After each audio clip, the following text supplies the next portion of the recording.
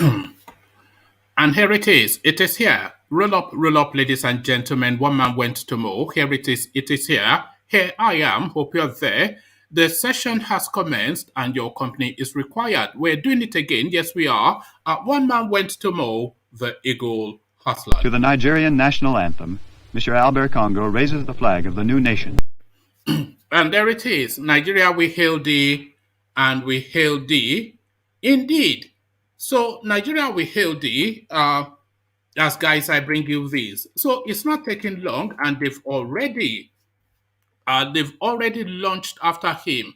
Soludo, Governor Soludo'S Ogwata, local government headquarters under heavy attack. So armed men now have stormed Soludo'S compound is what this. Let me not preempt the headline because let me not preempt rather the body of the story because I've not actually read it out. But the headline itself sufficient enough reasons for concerns. Governor Soludo'S Aguata local government headquarters under heavy attack. So quite what is in play there. I think we already have our suspicions, but we'll find out just the fullness of it in a moment. So we'll find this out in a moment as well. So they suspended him at the national body, but they've appointed him at the state space. So it shows the potency of this man within the Lagos state political scene. Sanwo Olu appoints MC Oluomo as chairman of all motor parks in Lagos. So the national body of the NURTW has suspended first and then subsequently expelled MC Oluomo for waywardness and not showing sufficient enough contrition when he was suspended. So he has been sacked by the national body that superintends motor parks within Nigeria. But Lagos State have now appointed him. So how does this quite conflict with the national body is the question. We'll find out shortly. Sanwo Olu appoints MC Oluomo as chairman of motor parks in Lagos. So put that in your pipe and smoke it is essentially the thing. So still with our governors and senior politicians under attack, former Ekiti governor Oni others attacked by armed hoodlums during political event. So Tibon Tikuku, Tibon Togun is the Yoruba politics and the Nigerian politics with guns and charms is what that means. Tibon Togun, the politics of Nigeria. Former Ekiti governor Oni, others attacked by armed hoodlums during political event. So what transpired there, we find out shortly. So now there's a little video clip to go with this one. So I'll play you the video clip before I read out the body of the story. But first, the headline. Family of abducted Bank of Agriculture MD Ali Hassan sold Abuja house to raise 100 million naira paid as ransom to terrorists who attacked Kaduna train. So these people now, anyway, let me not preempt the video clip that I'm going to play you, but there's a clip that released by the abductors that speaks contrary now to this headline. So let me just leave that as something for you to reflect on until we hit the story. Family of abducted Bank of Agriculture MD Ali Hassan sold Abuja house to raise 100 million naira, paid as ransom to terrorists who attacked the Kaduna train. So quite what played out there, we find out shortly. This we find out shortly as well. Senate passes bill to establish Transportation University in Buhari's hometown. So there it is right there. And they tell us that this guy is not ruling the country like an emperor. You must please his lordship, and pleasing his lordship will determine if you live or die. The Senate wants to leave, so first, our Senate passes bill to establish Transport University in Buhari's hometown. So there is all the isms in play there, nepotism, cronyism, and any and every other ism that you can contend with. So the usual protocols, click on the like button. You know we've been encouraging that for reasons only that we want to push the platform up the YouTube algorithm, and you clicking on the like button helps in a long way to do that. So click on the like button so that the platform reaches more, and click on the subscribe button whilst you're doing that if you haven't not to do that, but done that. You see, this is it. I'm an Oyo man, so being able to speak English at all, a feat in itself. So click on the subscribe button if you haven't done that as well. So click click both buttons, the like and the subscribe. And as we set about the clickings, let me provide a little bit of musical inducement. Your calabash to the ready as we join the Kegites. Water, only water. Water, only water. Where they see ma. Water,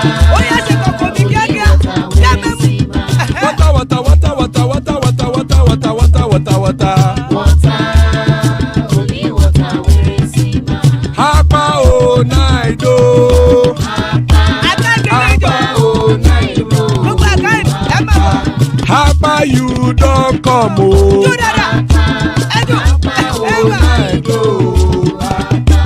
Hapa o naido.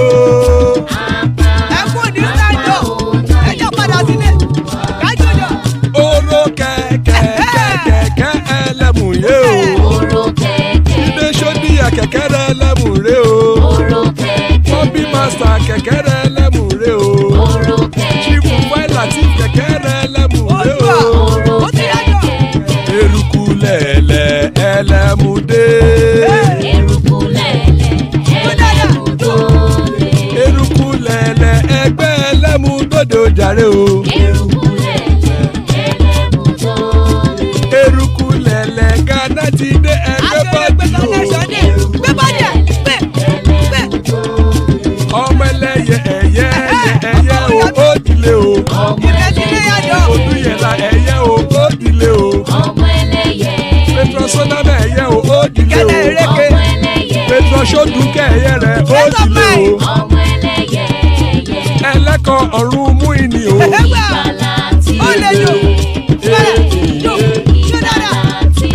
Àkùkọ ọ̀run méjìkọ.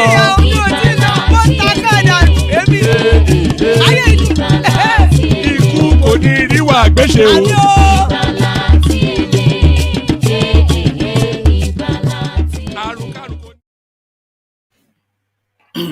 And there you heard it. Ikuku de Riwagbeshe, that ever so potent prayer by the Kegites. So let me see. I want to start sharing the screens with you as I read out the story. So let me share this screen with you. So maybe if you just want to read along, let's see how that is looking. So that looks fairly okay.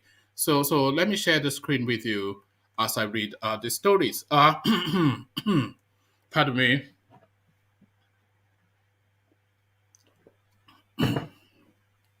Right. Governor Soludo'S Ogwata local government headquarters under heavy attack. The Ogwata local government area headquarters, Anambra, the Ogwata local government area headquarters, Anambra State, is currently being attacked by arsonists believed to be those widely referred to as unknown gunmen in the southeast.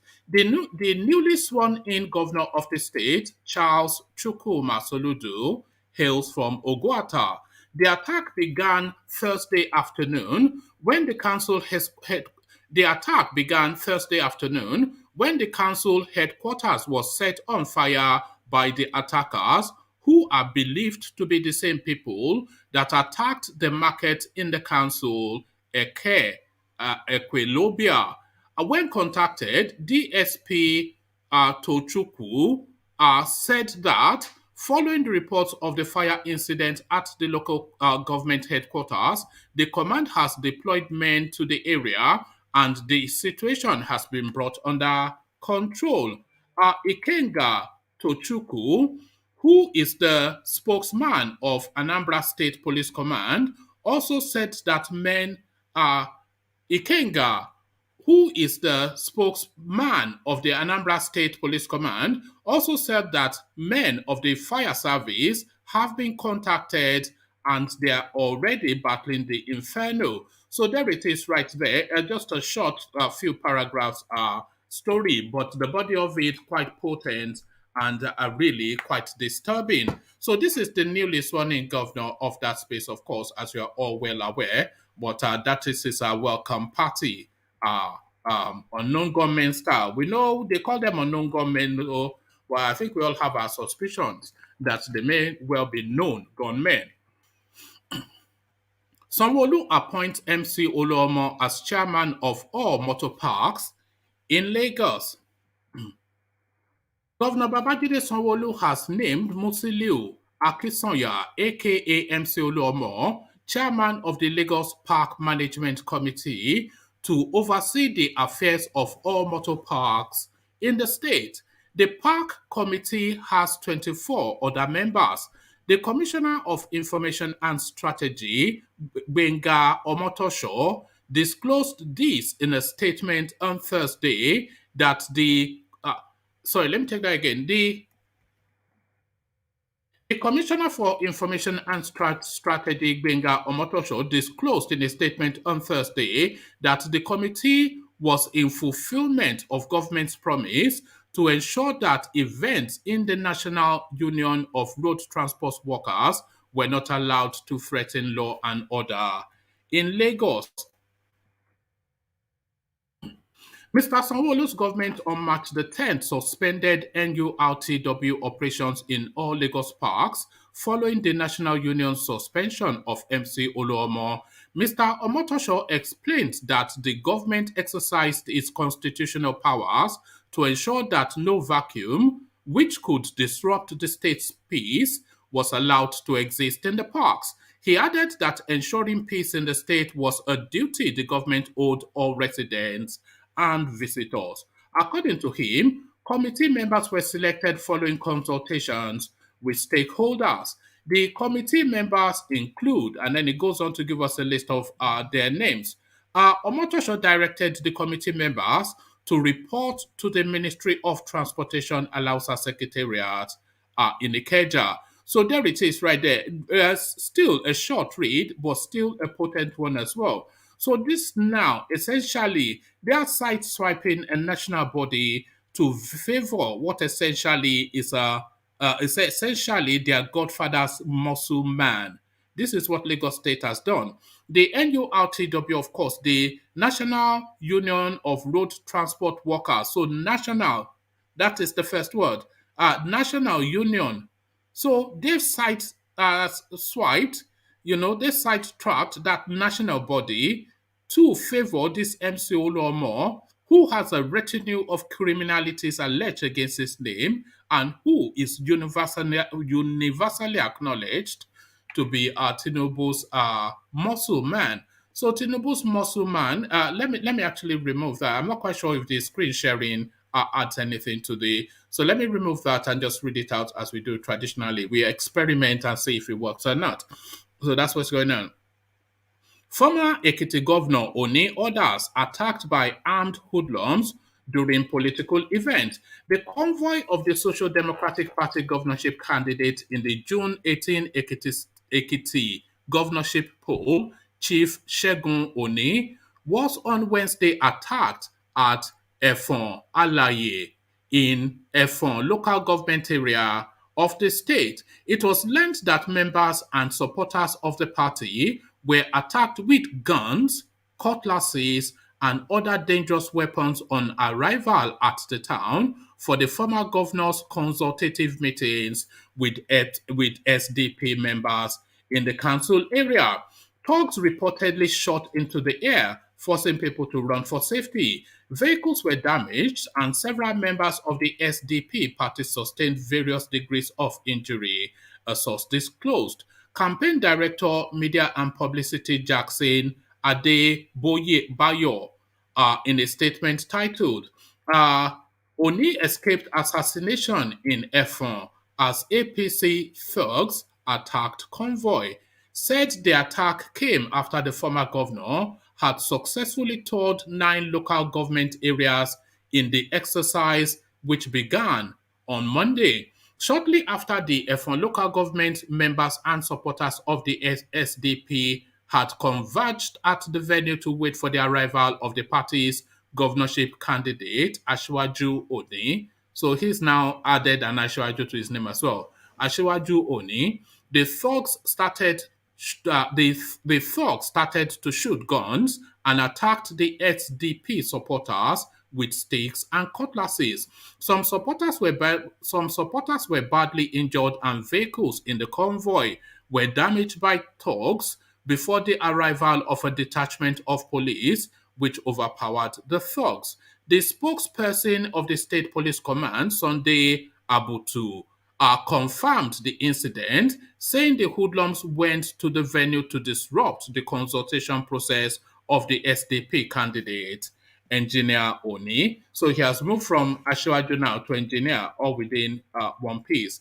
He said the police were able to ensure there was no breakdown of law and order, adding that an investigation into the incident had begun. Everything changes but remains the same within the Nigerian space. That's Nigerian politics for you. Tibon Togun. Tibon Togun. So before the readout of the next talking point, let me play you this video which sets the tone, and then I'll read it out to hear then the contrary view. So first, this clip.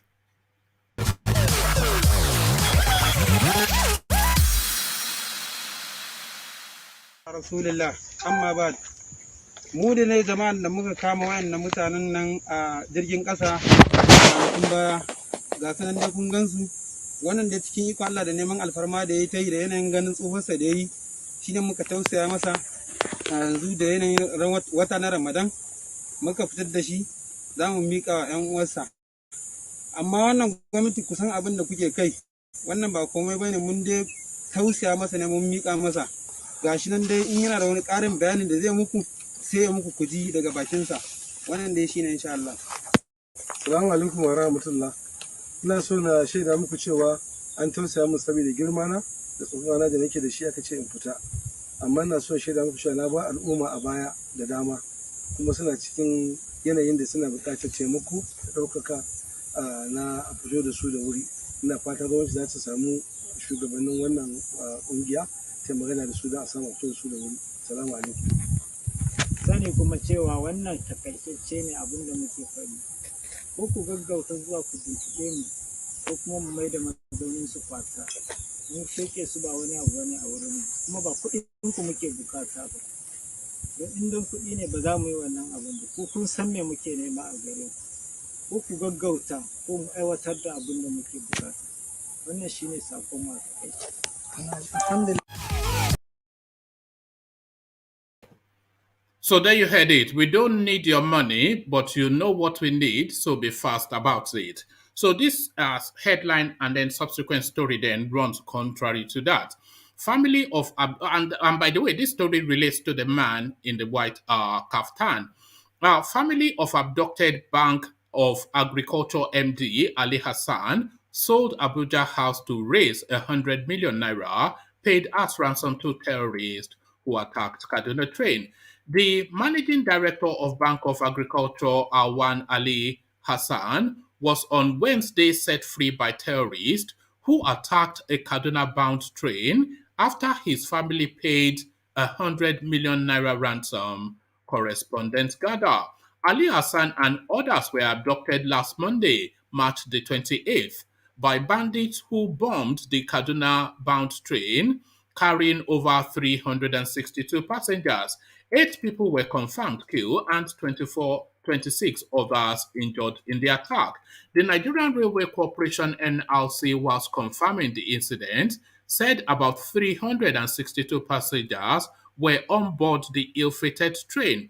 According to the NLC, whilst about 182 have safely reunited with their families, about 162 other passengers remain missing. So let's just pause there for a moment. That's quite a figure, actually. That's about half the train, essentially. So according to the NLC, whilst about 182 have safely reunited with their families, about 162 other passengers remain missing. So remain missing can only mean one thing, because this happened going on a week ago. So they've either found ways to have reunited with their family, which we would know, or they have been killed, which they have not told us, or they are with the bandits, which is even a worse fate. 162 people. This is it, Nigeria. According to the NLC, about 182 have safely reunited with their families. About 162 other passengers remain missing. A source close to the family said Ali Hassan was released after paying a ransom of 100 million naira. The terrorist had initially demanded a ransom of 200 million naira. Correspondents learn. The source added that a mansion belonging to the BOA boss was sold to raise the money. They sold his house for millions to pay his ransom. They collected 100 million naira, though they initially asked for 200 million. The house was sold for more than 100 million naira, but we are happy he's back with us. According to him, those who abducted him were not normal Fulani bandits, but Boko Haram members, judging by their accent, the source said. So this is the recurring thing that all the victims are saying, that this thing actually not really the usual criminal bandits, but really more full-blown terrorists. But terrorists demanding 100 million naira, those are criminals still to me. Our Senate passes bill to establish transportation university in Buhari's home state. So nepotism Nigerian style. The Senate has passed the bill to establish the Federal University of Transportation in Daura, Katsina State. This followed the consideration of a report by the Committee on Tertiary Institutions and TETFUND at plenary on Wednesday. In his presentation, the chairman of the committee, Ahmed Baba Kaita, APC Katsina, said the establishment of the university would allow Nigerians to access modern knowledge, emerging technology, and skills in the transportation industry. Mr. Keita said the institution will provide the required knowledge to prospective students to enhance Nigeria's transportation sector and make them drivers of the industry. He said that the development of the transport sector by knowledge transfer and capacity building would generate employment opportunities for Nigerians. The envisaged University of Transportation has immense benefits, especially in closing the huge gap in knowledge about transportation business and enhancing technical skills. It will also ensure technology transfer from the most developed nations such as China, United States, South Korea, etc., to benefit the Nigerian transportation industry, Mr. Keita said. He said that the university is expected to provide the workforce needed. He said that the university is expected to provide the workforce need of the Nigerian transport system and the Nigerian railway to make it the first in West Africa. So whatever that means, that is essentially what you said. So citing a university in who is going to go there is, by the way, I'm not sure that anybody is traveling from Lagos. So that is a university then that would just rot away. Nobody is going to populate it. Canada to ban. So this wasn't the headline that I read out, but it's one of the things that I advertised. Canada to ban Nigerian orders from buying homes. Canada is set to ban Nigerians and other foreigners from buying homes for 2 years as price of real estate properties soar in the North African, not North African, but North American. Canada is set to ban Nigerians and other foreigners from buying homes for 2 years as the prices of real estate properties soar in the North American country. The measure will help the country provide billions of dollars to spur construction activities in an attempt to cool off a surging real estate market, Bloomberg reported on Thursday. According to the international news platform, the ban would be contained in Finance Minister Chrystia Freeland's budget today, according to a person familiar with the matter who asked not to be named because of privacy. However, so this is not specifically geared actually towards Nigerians. It's what I'm gleaning from this. However, the foreign buyer ban won't apply to students foreign workers or foreign citizens who are permanent residents of Canada, the source said.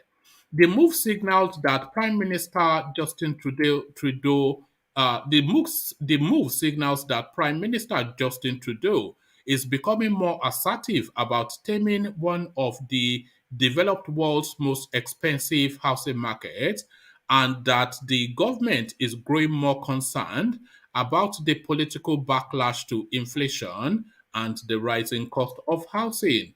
Home prices in Canada have surged more than 50% over the past 2 years. Imagine that. The market saw a record monthly increase in February as buyers acted ahead of rate increase by the Bank of Canada, taking the benchmark price of a house to 869,000 Canadian dollars. Canada, one of the top destinations of Nigerians, has witnessed an upsurge of global immigrants of late, including Nigerians in their 20s and 30s who relocated after the NSAS protest in October 2020. The government of Canada has also said it targets receiving 1.2 million immigrants from 2021 to 2023 in order to make up for a shortfall caused by the C-19 pandemic. So there it is right there, the price of housing in Canada. Baba Akure, I see you. Ajanle Koko, I see you. I see you, Rational Mind, and I see you, Ete. So actually, let me get rid of this reddish something. Is far too garish. So Baba Korea, I see you. Does this affect you though? This thing going on in Canada. How is this playing out for you? Which one is that? The price of house, the housing market, something or the other. Anyway, it is not affecting me anyway. But housing in Canada is very expensive right now. Yeah. Can you hear me? Yeah, perfectly. I was just trying to make some changes, but carry on. Yeah. Yeah, based on that news, it is not new because that has been going on for a couple years. Though we know that all over the world there is an issue with shelter, like accommodation, housing, and stuff like that, which is one of the main thing that the world really needed right now, and food. Those are the two things. So Canada is not exception. So one of the problem Canada is having is that you see when these rich people, when they came here and they buy a house, they will put it on rent and they will go back to their business. So the house price in let's say in 2019, the house that we buy, let's say in my city, the small city that I live, you can get a nice house for where do you stay, Baba? Correct. I stay in New Brunswick. Oh, New Brunswick. Okay. Yeah. Are you in Canada? Are you in Canada yourself, Grant? Yeah. I'm in Ontario. Yeah. So I'm going to point finger to you as well. Yes, so you see, in Atlantic region of Canada, things are a little bit cheaper, like housing and stuff like that. So in my city, a very decent house that you can buy for let's say $150,000. That type of house in Toronto will be like 400,000, 500,000. So now that is where Grant came in. You see, you guys in Toronto, the ones ruining the market. You have there, you know what they do?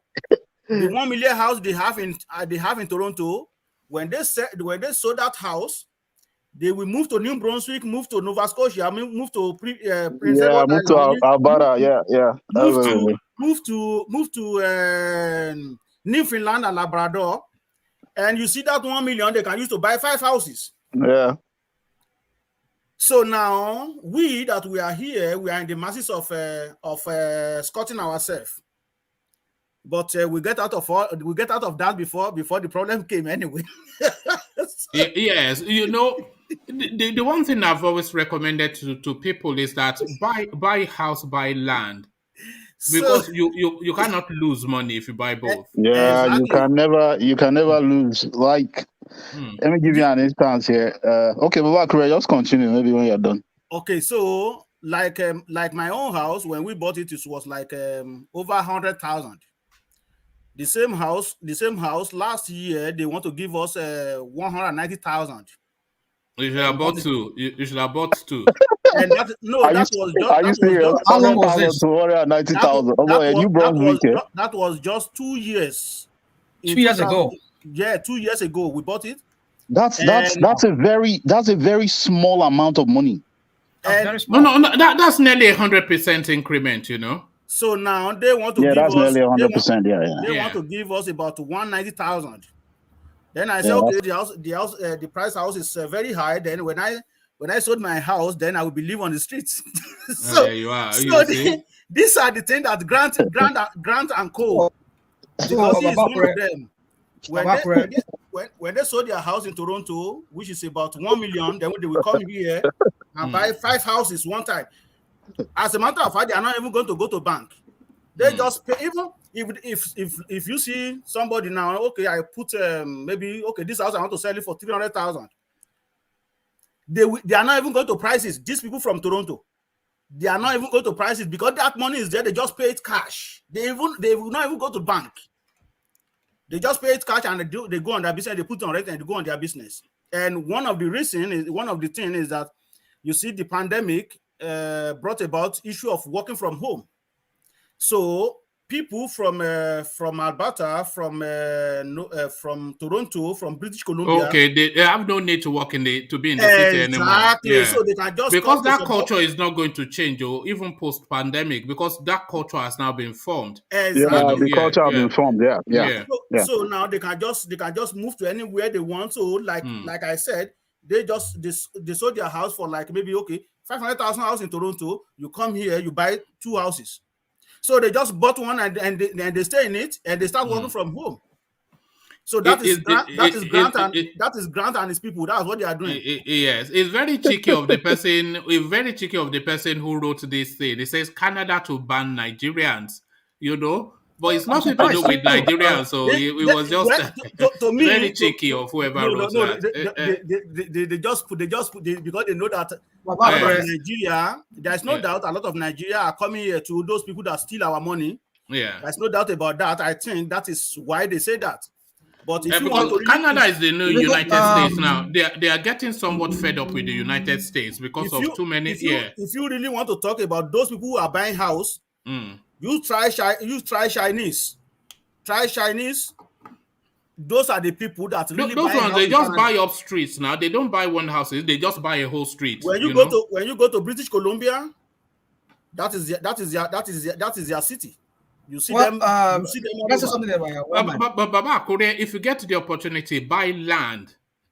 If you give me some money, I will do. No, because that's still the entry point. Because now, if you buy land now, but I know what I'm saying. But rational mind. I understand what you are saying too. Yeah, I understand what you are saying. Yeah, rational mind is gone. All right. Yeah, Grant wanted to say something, so let's take Grant and then we come back to you. Yeah, so it's one man is crazy here in Toronto, man. He's crazy. Okay, so I stay in Brampton here. Okay, and then I have a house. I bought the house I bought it in 2018. I bought it for 500,000. Now houses are selling for 1.1 million. Exactly. 1.1 million. You know. And that was 4 years ago. You bought it 4 years ago. Yes, 4 years ago. Yes, 2018. It's over 100% increment. It's over 100% increment. Yeah. So, yeah, I'm a house person. Anyways, I have another house in Kitchener. You know, so I'm a house. that's what I do in Nigeria back in Nigeria as well. I still do it in Nigeria though. So you are one of them. It's just what you see what you just said now. That's a portfolio right there, because what he's going to do is going to take that, maybe take about 300,000, 400,000 out of that equity. Exactly. So that was exactly what I did. And then buy 3 more houses. Exactly. That's exactly what I did. So I took out equity from this one, and then I bought the other one. Very easy. Yes. So now I'm going to take out equity from that one. The money from the equity, it will pay for that house plus the rent, and then you can just continue to. So I rented. So I rented the house. The house pays for the mortgage. Yes. It pays for the equity, right? So, and I still have about $1,000 left. Mm-hmm. So it's just a very, very good thing to do. Believe me, Babakure. That's why it's always recommended to keep your credit good. If you keep your credit good, very, very, very important. That's the first thing first. Keep your credit good. In fact, my credit score is over 800 and is about 830 right now, over 900. Yes. Right, so because it not only affects the quality of loan, because you can get loan or even with back credit, but you pay through the nose. You pay a lot of interest. You're going to pay a lot of a lot of interest on that. So send that down to you. It's crazy. And by the way, that's what the engineer is doing in Birmingham as well. He's bought half of that city. Yeah. Oh, that's all these landlords. That's very good. Very good. Oh yeah, go on there, Rational Mind. I just want to direct this to Baba Akure and the other guy here. Is it Grant? Because currently right now I'm in British Columbia, in Vancouver here. Oh, British, nice. Okay. Yeah, I'm on vacation actually. Trying to see the possibility of moving down here. But from what I can see, the housing. In fact, I saw that headline this morning when one man said they banned Nigeria. I was like, okay. But the headline I saw here, I read online here, was that Trudeau is trying to restrict people from investing into the real estate market here, especially foreigners, because from what I read, they said maybe about 20% increase in the cost of housing here on average, like $650,000 United States dollars to buy. In fact, when I came here, a lot of things I saw here was just so too much. Because I'm thinking of wanting to move here and buy a house here. And I come to realize that Vancouver, BC here is way. In fact, if you guys, I know any of you guys have been here, you see that they have a lot of skyscrapers here. They're just people living on top of each other here. It's just too much. So that's to tell you how the housing market here is so tight. So my question to Baba Akure is that you are on the other side, which is on the east part of Canada, right? I'm sorry, I was talking to my daughter. Can you repeat that, please? I mean, are you on the east part of Canada, right? The middle of Canada, just mid. Do I even know? Because you were saying something about Atlantic side. Yeah, it's east. Cheaper. Yeah, right. Yeah. So, but then one man is saying that it's cheaper. People from the United States are moving here. I tell you, the housing market here is way more than that of the United States. The housing market here is very crazy than United States. Crazy right now. United States is very cheap compared to Canada. Very, very cheap. It is. Yeah. Because when you're buying a normal home here for about $600. No, I didn't say it's cheaper. I said people are getting fed up with the United States and they're not looking to Canada. Because of your immigration rules, your discrimination, one of the reasons why house is very expensive here is that there is a low, I would say maybe the construction of new buildings are very minute.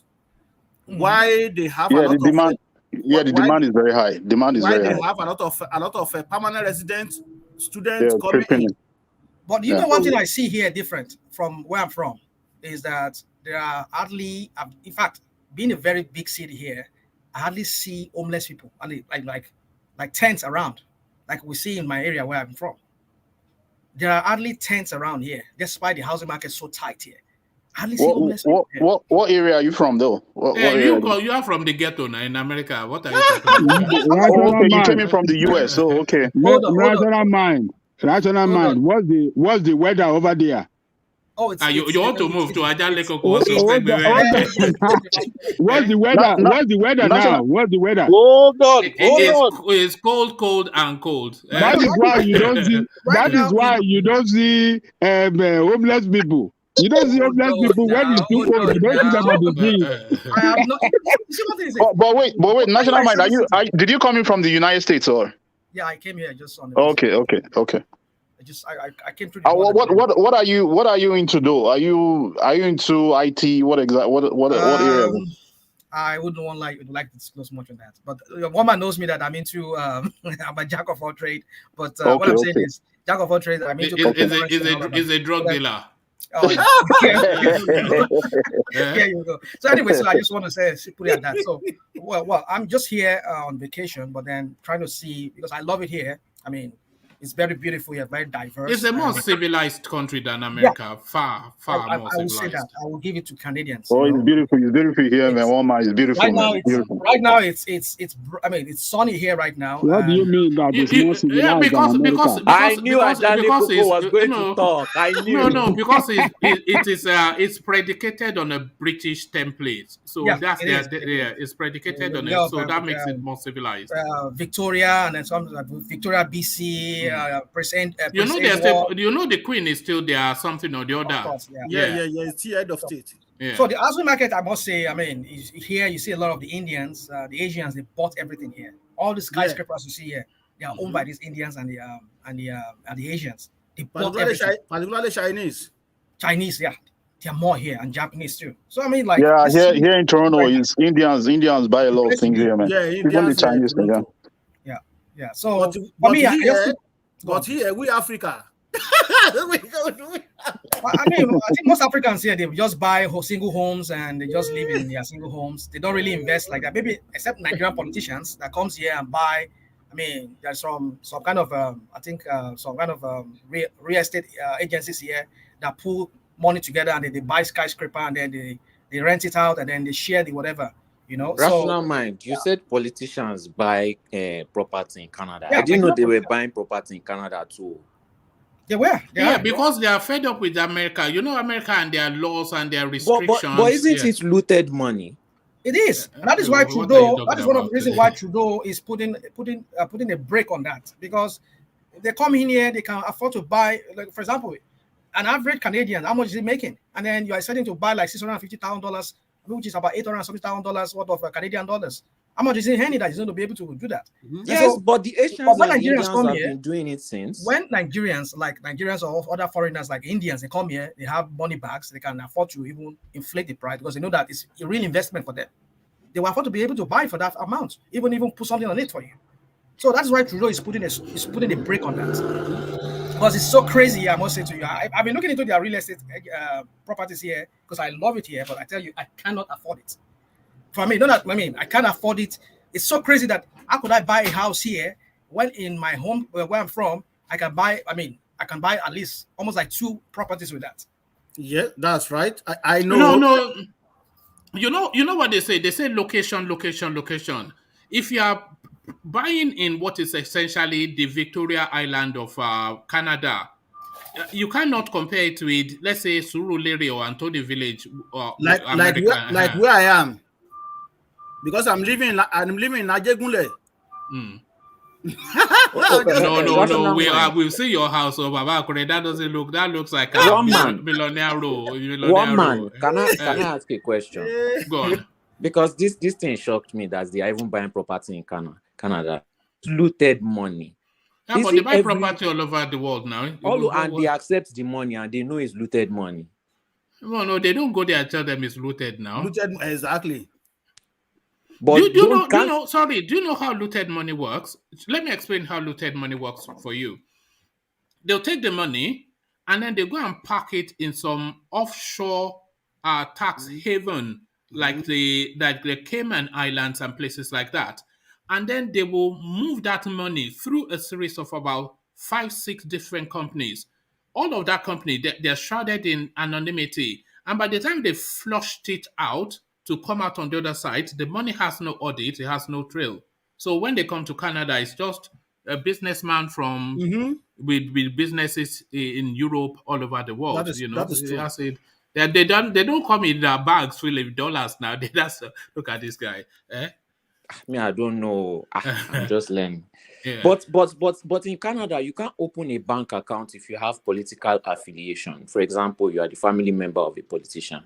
No, you can. If I don't know if that's the law, but you can. If you know that a company is an individual, it's an entity separate. Yes. So that's the vehicle that they use now. That's the vehicle. Round of thoughts on that space, Baba Akure. I thought it was just a little story, but when you talk about, we have to do a session on properties one of these days. But Baba Akure, back to you. Yeah. So, like I said, house here is very expensive. But in our area here in the Atlantic region, it's a little bit cheaper. And if you see it right now, if they put Baba Akure is cheapo. Baba Akure is cheapo. That's what I'm saying. Last week, just opposite just beside my street, they put for sale in one house. At that time, I think it was 190,000. Before the end of that week, they've already bought it. So it's not. There is a house just below. Down the road here, it was 290,000 in November last year. You know, Baba Akure, there's a lot, and I mean a lot, even almost 20% of global something. A lot of illegal money floating around the world at the moment. That they don't know because they're stealing so easily now.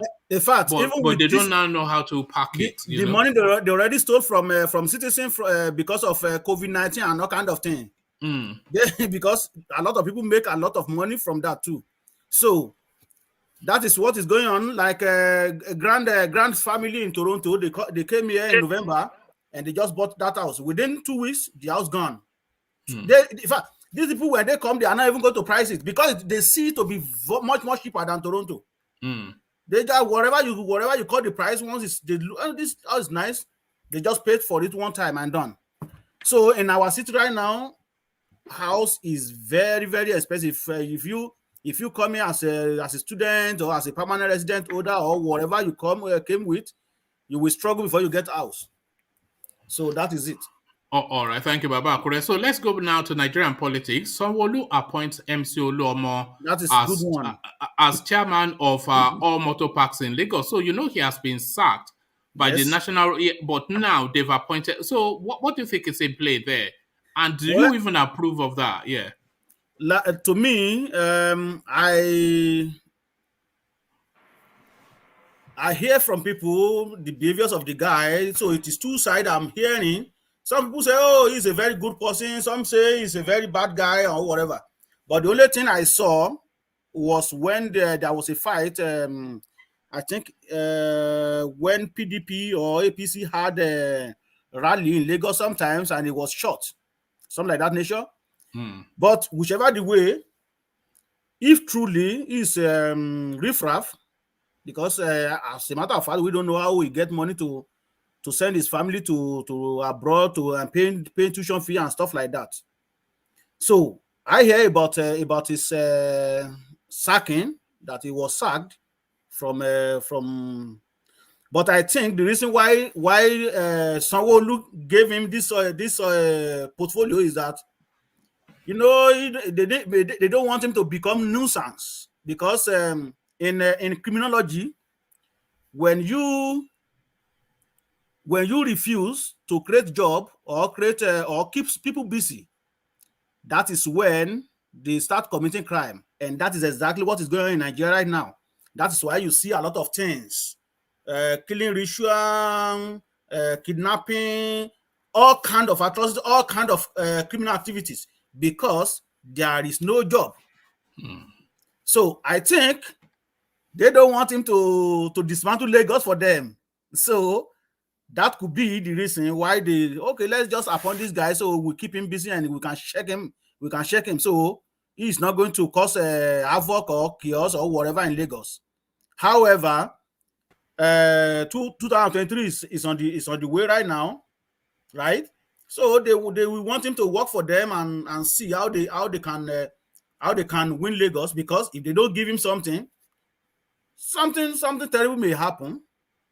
Maybe they start causing chaos in Lagos State. But the only problem I'm having right now is that if you can do that to somebody, this person, to take him away from bad behaviors or whatever, why don't you do it to millions of people that is roaming around the street? Because even this guy is already, he is well to do already. Even if you don't even give him anything, he is well to do. What of millions of youth in Lagos State that doesn't have any job? What are you doing about that? Even what are you doing about their schools? Those who cannot afford afford to pay for the school, or those people that are selling things on the road. What do you do about that? Nothing. So it is just showing to us that it is all our politics, like we always say. No, it is all politics. So politics. they are just working towards 2023. That is what I see there. All right. Thank you. Let me take you to this space. All night politics, but the politics of Nigeria, go back to 1802 and come back to today. It doesn't change. Two things, Ibon, Ogun. Those two things is just bullets and charms. So, to the tradition of Nigerian politics, this guy now, they did him out of the ticket for PDP, and he has now gone to SDP, but still they won't let him rest. Former Ekiti Governor Oni, others attacked by armed hoodlums during political events. So just the tradition, they say guns were fired, cutlasses where people were stabbed, dangerous weapons, charms, and everything, all for this guy just taking his chances. I'm not a fan of Segun Oni, but I'm certainly not a fan of this sort of politics. It will never change, will it, Baba Kure? Well, it is very sad. And I think this is one of the reasons why some people just abstain from voting, because they want to live longer, even though even Nigeria is not that good, but still nobody wants to die. That's why you see a lot of people stay away from polling booths. So they are conducting primary, or they are still preparing for election now, and all these things are happening. So what do you expect on election day? Because in fact, we have to take note.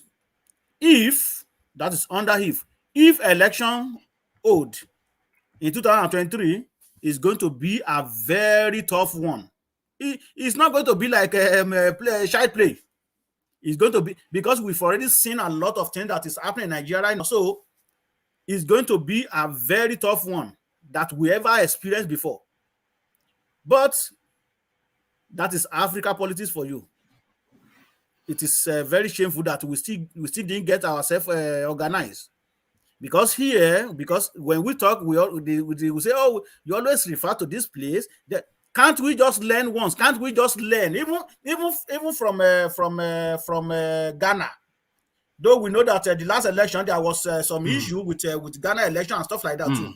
But can't we? Because their own is still relatively better, even much more better, 90% better than the way we conduct our election in Nigeria. Why can't you copy good things? Why is it that everything must be forced by force? Can't we just take it gently? They had election here. I think that was last year. Nobody even knew if there was election, because everybody still go to their businesses. They go to the polling booth. Your employer will give you time to go and vote. You vote. You go back to your work. So can't we just emulate that? Can't we just use our senses? Oh, let's just do this thing once and for all, like normal human being. It is very shameful anyway. Do you people have early voting in Canada here? Yes, we do. So from what time to what time do you do that? I mean, how early? I never voted before, but maybe next one will be my first time of voting. Why not? Why have we not voted? Do you not have the option to do it by post? Can you not do it by post? You can do it by post. They will mail you your so we'll do it by post. That's how I vote. I vote by post. I don't Myself, Yes. I get the ballot paper. They send it to me, so I can always send it back. They will mail it to your house. Also, it is up to you to Baba Kure, you must and always send it vote. back. Oh. Or How can you not vote? When we are you go to Akure and you start to look at this guy. no, because You I have the was authority to be telling people to vote in Akure when you don't vote. Because I was never qualified before. Okay. So I just qualified a few months back. I was qualified to vote now. Okay. So, No, that's fair. So that is it. That's why I'm saying that. Okay, maybe in the next few months I will be able to at least to exercise my right too. But it's just a thing though, because if you look at the field in Ondo in Ekiti State, Abiodun Oyebanji, that's the APC guy. So that's Fayemi's man. In Ekiti. In Ekiti. Yes, in Ekiti. BC Kolawole, that's the PDP man. So that's Fayoshe's man. But Olusegun Oni is the SDP man. So out of the three that are really potentials, he stands the most potential because he has name recognition. I don't think anybody knows anything about these people. So there's a very real chance that Ekiti State, if the elections are free and fair, especially with this new law, if that is able to tighten things up more, there's categorically no reason why Segun Oni should not take that state. And that is why essentially, so they've reverted to old ways. Yeah. Sorry to cut you short. I don't doubt about that because he has been there before and he is well known. I think that is the reason why they are doing all these things to frighten him so that so that he won't be able to stand right and fight for the position. Because he has been there for a very long time. He is a well-known person. Well, they are all criminal anyway, but at least his name rings bell in Ekiti State. So I think that is the reason why they are trying to intimidate him. All right. Hopefully they won't solve. You know, he's an ex-governor, by the way. You know, he was ruled that space. He was once a governor. Yes. So hopefully we'll continue to watch that space. Now, I wasn't even giving it any particular attention. But over and above all of them, I want him to win. But this guy has won, but it looks as though the welcome party, immediately they come to visit him. Governor Soludo'S Oguata local government headquarters under heavy attack. No surprises, but Baba Akure for guessing who is attacking. Unknown gunmen is what, yes. So there it is right there. So the welcome party, I don't think it's completed quite a month yet, and already, you know, they are after him. So it never changes, and it will never change in the East, Baba Akure. Well, it is very funny, and that because I read the news that unknown gunmen attack him and stuff like that. And remember, a few days back, I think he was requesting for amnesty, giving amnesty for IPOB. They don't want his amnesty or something like that nature. Maybe that is why you know what is doing. Him. You know what is doing, Baba Akure, that I was waiting for the backlash because it's trying to sanitize that space, especially that state, and that state does not want to be sanitized. You know what he has done? He has gone to the motor parks and he has chased away all of the touts, all of these ticket people, and then he wants to digitalize it, so everybody gets a chip that you just you pay via that. So he's cleaning up all that. He's removed the office of the first lady because it's not a constitution. His wife will just be his appendage at functions. He's cancelled out the sit-at-homes, and he's gotten all the market women and the traders to say no more of this. So it's moving quite heavy, you know, and these people that are feeding off these things, you know, they respond, and you know how they respond. That is true. Anyway, you know, I mentioned when I was talking about the issue of Oluomo and co. When before things like that we work, like chasing people away from where they get little things, you have to be able to provide another avenue or opportunity for everybody to be gainfully employed. If not, you are going to breed a lot of criminality, and that is what we are experiencing in Nigeria today, because a lot of people are not working. So, and that he is from Anambra, right? Yes. Okay.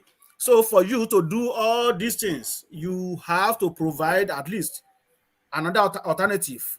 To me, if I were him, I would just cool down first and study things very well, because if you are outside, you cannot be as much as know as much as somebody who's ruling the state. You can be making noise from outside, but when you are really when you are in charge, then you will be able to understand how to deal with some issue. You cannot just come to a place not quite 1 month. You don't even know what is going on yet, and you start doing so. That is why you get that backlash anyway. I think anyway. So that is my take on that. You should just take it low, little first, study everything, then provide the alternative mayor, then go from there. And sorry, woman, and you know, yeah. I read in newspaper today, right? That one professor from the same eastern part of Nigeria said that if anybody said that if any Igbo or anybody said that what IPOB is fighting for, if they think that is relevant, that they need to check themselves, something like that. So there are some elites that also support IPOB too, a lot of them. So they might be doing other grandly. So the man need to just cool down, study everything, then you can move forward from there. All right, thank you, Baba. Correct. So this space now, the train incident, Kaduna, Abuja, family of abducted Bank of Agriculture MD Ali Hassan sold Abuja house to raise 100 million naira paid as ransom to terrorists who attacked the train. So what exactly, because even Thomas is the one that's always asking, what do these people want? What do these people want? So they come under the banner of wanting a puritanical Islamic state, but under that banner, their whole activity is just basic criminal banditry. They kidnap people for ransom, they hold people hostages for a payoff, they rob places. So this is nothing to do with religion. So should we just attack these people? Because in that clip, they were saying they were not after money, but they sweated this one man for 100 million. By the time they've done, because they say there are 162 people missing, by the time they've gone through all that, we're talking multiples of billions to these people who say that they are ideologues. Well, we don't know what they want. It is them know what they want, but we can also speculate that they want their own state. Because I was listening to Arise News this afternoon, and one of them was saying that they don't know what they want. They don't know this as well. They know what they want. Maybe they know what they want. Maybe they want their Islamic State, because remember, over a year now, they listed some names of those who are sponsoring terrorism in Nigeria. Are they Christian or Muslim? Are they from the southern part of Nigeria or from the northern part of Nigeria? They are all the names that we had in that list are affiliated to Muslim name. However, they are mostly from the northern part of Nigeria.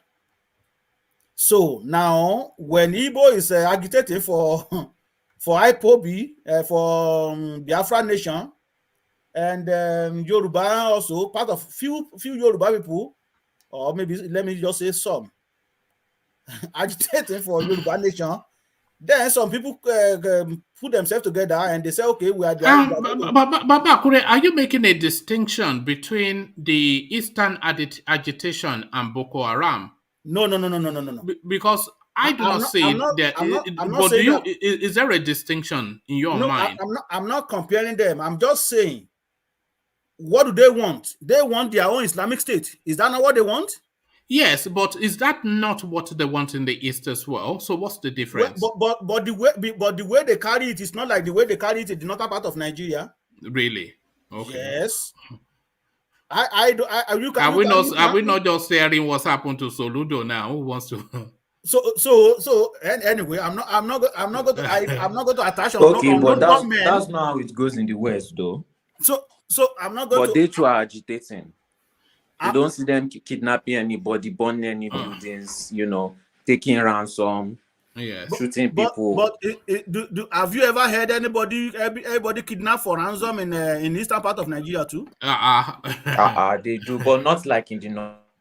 Okay, well, I honestly, I never aware of that. I know that people being shot and I'm just if we look at it detached emotions, then we cannot really say that there's that big a difference in both agitations. They're both violent agitations. That's one thing we know. So there's a lot of violence in the east, and certainly even more violence in the northwest or northeast. So they both have that in common. They both want to secede from Nigeria, one on religious grounds, the other on grounds of ethnicity. There's kidnappings in the space, there's killings in the space. So there's just so much commonality between the two narratives. Well, like I said, I know that some people been killed in the eastern part of Nigeria, but that issue of ransom, I never aware of that. And also, I am not going to compare the level of violence in the eastern part of Nigeria to that of northern part of Nigeria. And we have to look at it this way. I'm not supporting Igbo. I'm neither against Igbo. I never support them. But we have to tell the truth. It was never like this until when the federal government of Nigeria shut down that place. They started, because we continue talking about this thing. They started with issue of raising flag until when the Python dance came up and arrested Nnamdi Kanu, shot some people dead in his house and jumped bail. It was never like this. So now, if we are going to justify this case, why government did not even send a ton of army they dispatched to East? Why they didn't take half of that and take them to go and fight in Kaduna? This is not issue of tribalism, but we just have to. The truth must be told. Even if there is a violence in the eastern part of Nigeria, we all know that it is caused by the government because of issue of hatred. So, how much have they done now? Because you know they shut down East now. Put all the energy, put it in the eastern part of Nigeria. How much more have they done now to issue of this Boko Haram, or this issue of kidnapping, or this issue of bombing train? That me as a person is going to pay part of it, because there is no way. The part of the money they borrow from China. Even if I don't pay directly, I will pay indirectly. Anybody that sends money home to Nigeria, you are paying for that trade. Exactly. You are paying. So, how much effort have you put into that? Have many effort, but you can channel all your energy to the east because of just little raising of flag and all kind of things. But the one that is even consuming the whole Nigeria, you left it. You are pampering them. Then we hear now they pay 100 million. Though they are denying it, that some people say, oh, they didn't pay money, they didn't pay this, but we are hearing that they pay 100 million. How many people can afford 100 million? How many people can even afford 1 million in Nigeria? How many people? Out of that 160 that still left, how many of them can afford even 200,000 to be paid to ransom? I mean, to be paid to terrorists, so to get their freedom. How many? So we must tell ourselves the truth. I'm not saying that there is no violence in this part of Nigeria, but government also should channel their effort, the much effort they devoted for the eastern part of Nigeria, channel it to northern part of Nigeria. Because even we that we are here, it is very shameful when you hear about we hear that your country is doing this, your country, this thing is happening in your country. You'll be so ashamed of yourself and even want to cover yourself. You don't even want to entertain that discussion. You just walk away. Me, I entertain it too. I tell them everything. I drag Nigeria die. So One man. So how many? This paragraph, according to the NRC, whilst about 182 people have safely reunited with their families, about 162 other passengers are missing. Okay. So the figure they gave us was 362 in that train. A lot of people say a lot more. But 162 out of that, that's almost half. Mm-hmm. So half the train missing. I'm missing since Monday. That doesn't tell you that these people are going to be... hopefully they are kidnapped or otherwise they've just been slaughtered somewhere. You can imagine that. So how much energy, because we still go back to the same thing, how much energy government have put into this place or this people to be rescued? But one man, because that man is one figure among them, because it is politician party. They channel their energy and they sold the house or whatever the way they release him. But money must change hand. Terrorists said they didn't collect money. Family said they pay money. So who are we going to believe? They said they released him because of Ramadan. Did they not know Ramadan was coming before Ramadan? Why didn't you release what's the name of this guy that Leah Sharibu or something? Leah Sharibu. Why didn't you release him release her for Christmas or Easter is coming now? Why didn't they release her because of Easter? So it is just. Do you think that girl will ever be found? Do you think that girl will ever be found again? Well, God is great. I'm not going to judge government. God wisdom. So it is partly possible. So and what state would she be? I don't know. If she was alive, I don't know. That is if she's still alive. Because if they find her, they have to rescue her with her 5 children. Because I'm sure they would have, now. One man, you remember they've been bombing. They've been bombing without their super Tucano. So they've been bombing that forest lately with that super Tucano. And the other time we heard that the other faction of the ISWAP, they caught what's his name, Abubakar Shekau, which was how they said he died. Who knows? Maybe they annihilated every other people that were with them there in that camp. So possibly, it's either Nigerian Air Force bombed them out, or maybe the other people do away with them. So that possibility of that girl still alive, for me, I doubt it. And who would you most like to I suspect she may well still be, because I don't think she'll be held in a camp permanently. She'd have been married off or sold off or farmed off to, Yeah, that is quite possible to maybe some. Yes, that's more likely. To somewhere sell off. To somewhere in Libya or somewhere. Yeah, or Mauritius. Yeah, that's where they usually, because they still have slave trade there, don't they? Yeah. Exactly. So where it is very shameful. No, sorry, not Mauritius, Mauritania. Sorry. So it is very shameful. And I wanted to go to that country. Mauritania. I don't know if it's Mauritius or Mauritania. No, it's Mauritius you want to go to. Don't go to Mauritania or otherwise. Bye. So to finalize my own point. So how many people? So we still have about over 150 people now still missing, or accounted for, or unaccounted for. Yeah. So how many of them can afford even 200,000 naira? The way things are going on in Nigeria now, how many of them can even afford it? So does that mean if any one of them that cannot afford the ransom they have to pay, are they going to be killed? Or that's what they said. They said if you don't meet our demand. If we use the example of the girl that went on Channels Television, Babakure, as the everyman for that situation. So she was a girl that went to from Kaduna to Abuja to go and submit her CV. So nobody is getting even 1 million from that girl's family. If they sell everything, maybe they come up with 400K. Okay. So you can imagine that.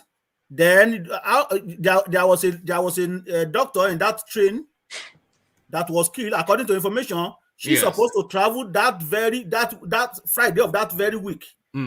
That is the information I heard anyway. I don't know. No, yeah, it was all over the news. Even Showore made a big deal about it. Okay. But, you know, sometimes, Babakure, we have to humanize some of the stories. That girl, you know, she was, you know, the irony, the hospital that they took the victims to was the hospital she used to work in. And then she resigned a month ago to prepare herself to, I think she was moving to the UK. Okay. But think of how much it takes to train a child to be a doctor, especially in Nigeria. Exactly. Look at all the expenses, all the hope, all the pride. Imagine the parents on graduation day, and then imagine this. So it's not just that girl now. In fact, we sat down, we were digesting what she could be doing at that time. Maybe she just paying farewell to his friend. Yes, goodbye she just even moving from another place to just go to Abuja or to go somewhere and settle down so that can fly out from that. She can fly out from that maybe Abuja to fly out. One man, is there life insurance in Nigeria? Life insurance? I'm not sure. They don't have car insurance. No. But is the service provided in Nigeria? If the service is provided, you know all these insurance companies, they do anything not to pay now. They will be investigating on this kind of issues. I think Nigeria needs to have insurance companies, you know, for all these kind of issues. I'm pretty sure they do have, but why are Nigerians not using it? You see, that's another problem. Solely. How many? Can I interject? Yeah. How many Nigerians how many Nigerians are working? How many Nigerians can afford to pay for that insurance that you're talking about? The other thing you have to realize about insurance is that you pay premiums in the hope that you never have to call them to take advantage of it. So, like Papa Kure is saying, when you are paying insurance 1 year, 2 years, and you never claimed anything, after a while you abandon it. Now, why am I giving these people free? And the money is not even coming in. You don't even have even the money. But in a country like Nigeria, actually, they have there's life insurance in Nigeria. I used to have one when I was in Nigeria before I moved down here. So that was.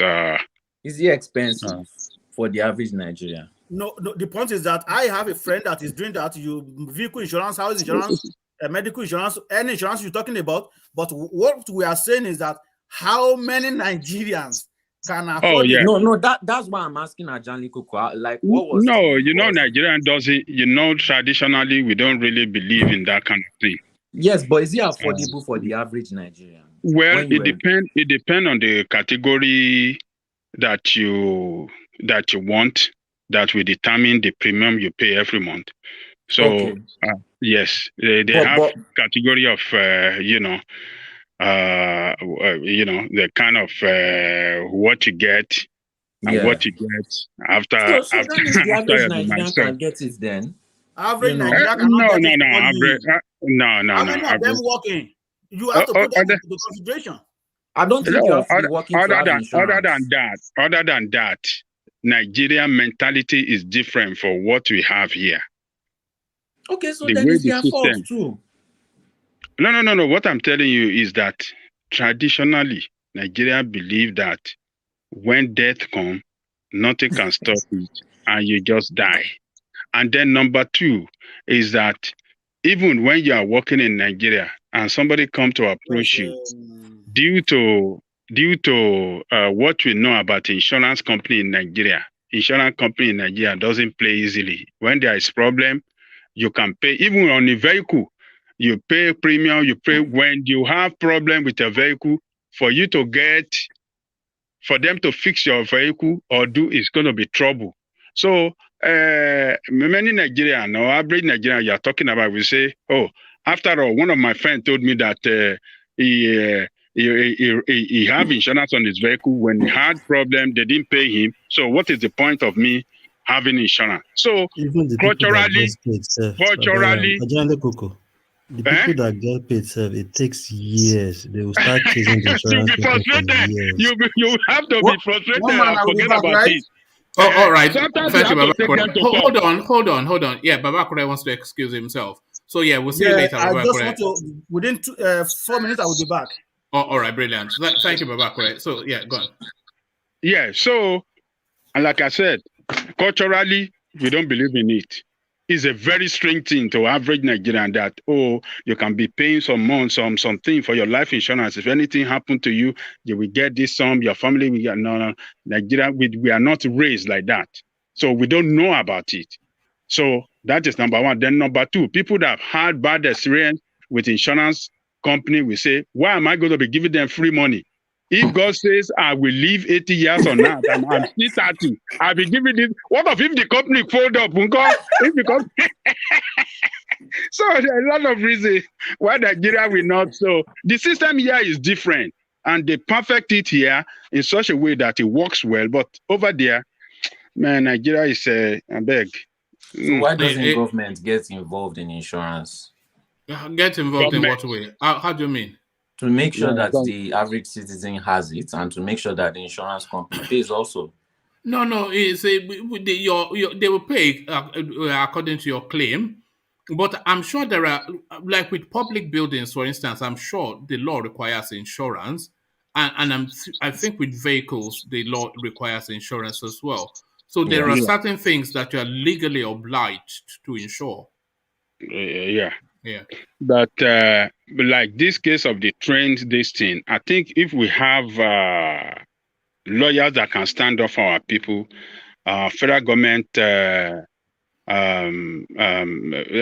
mean, they need to sue federal government for not putting in place security while transporting on their train.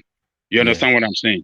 So lawyers supposed to stand up for people that are kidnapped, people that are killed, and all of them, and sue federal government for negligence, for failure to provide security, even CCTV not there to tell. I mean, when you are running a transportation, you should be able to put some safety measure in place. Incident can happen, but what are the safety measures that you put in place? You know, so that if anything happens, we can easily trace one thing or the other and get a clearer picture of how it happened. But nothing like that in place. You don't even have the record. You don't even have what do you call it? Accurate passenger manifest. So, I mean, yeah, things like this happen. It's when you take them to court in a democracy, when you challenge and you take your government to court, and the court rule. Surely, because it is public interest, court will surely rule in the interest of the people. Are they going to pay? Are they going to pay when you win in court? Look, payment is one thing. Another thing is that they have they paid Igboho 20 billion. No. Wait. It doesn't look. Whether they pay, Thomas just makes some figures, doesn't it?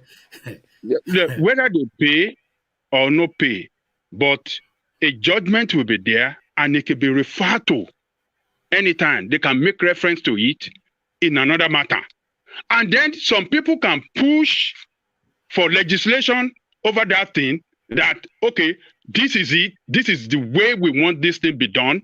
They can push legislation, and it's going to be a law that when so a similar thing happen, government have to pay compensation. So there's a way to this democracy, but I just wish we can have some good lawyer that can stand up for our people that are victim of this attack and on this train, and other people that are injured and stuff like that. All right. Thank you, Ajanle Koko. So Babakure has had to step away for a moment. So let's come to you, Ajanle Koko, and that's Segun One's space. So they are going after him the traditional way, which is to tell us then that he is the front runner. But how can he not be the front runner when you look at the names that is contending with? Abiodun Oyebanjo, BC Kolawole. So Segun, I suggest that Segun One is the man to beat in Ekiti gubernatorial election, Ajanle Koko. They will beat him again. He cannot win. Really? You think so? Yeah, I think so. Shegun days Why? with who? So steady Yeah, down now. Yeah, go on. Yeah. they beat him again. I'm surprised that it's APC that attacked him. I think in the report you said it's APC, right? Well, People that that is attacked him. that was what was alleged, but they were Okay. hoodlums essentially, but almost Yeah. certainly APC. Yeah. Yeah, they said it's APC members that attacked him. Maybe where he went to was a APC stronghold, and they're trying to prevent him from penetrating that area, and that's why they launched that attack against his convoy, so that they can scare them away from that area. But Oni, why I said that I don't think he can win is that he left PDP when he couldn't secure his ticket. When Fayose bagged aspirant won in their primary. The primary was not rigged. It was transparent.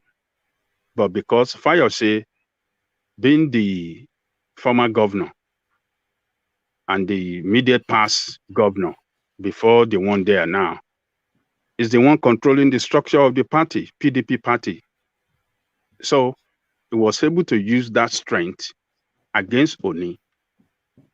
And Oni couldn't secure the ticket, but he was hungry. But his popularity within the state is a different matter, and I wouldn't because I saw that primaries too with what Fayose sitting at the right in front of the ballot like an enforcer, and then marshalling people to vote against Segun Oni. So I wouldn't say that was a free process. Well, if it's not, first of all, let me tell you, he first of all considered defeat. He congratulated the winner. It was the second day or third day he came out again and said he did not accept that result. So he was flip-flopping. So, and my reason for saying that he could not win was that, he was a former governor. They defeated him out. And since then, he had been trying. He never got it.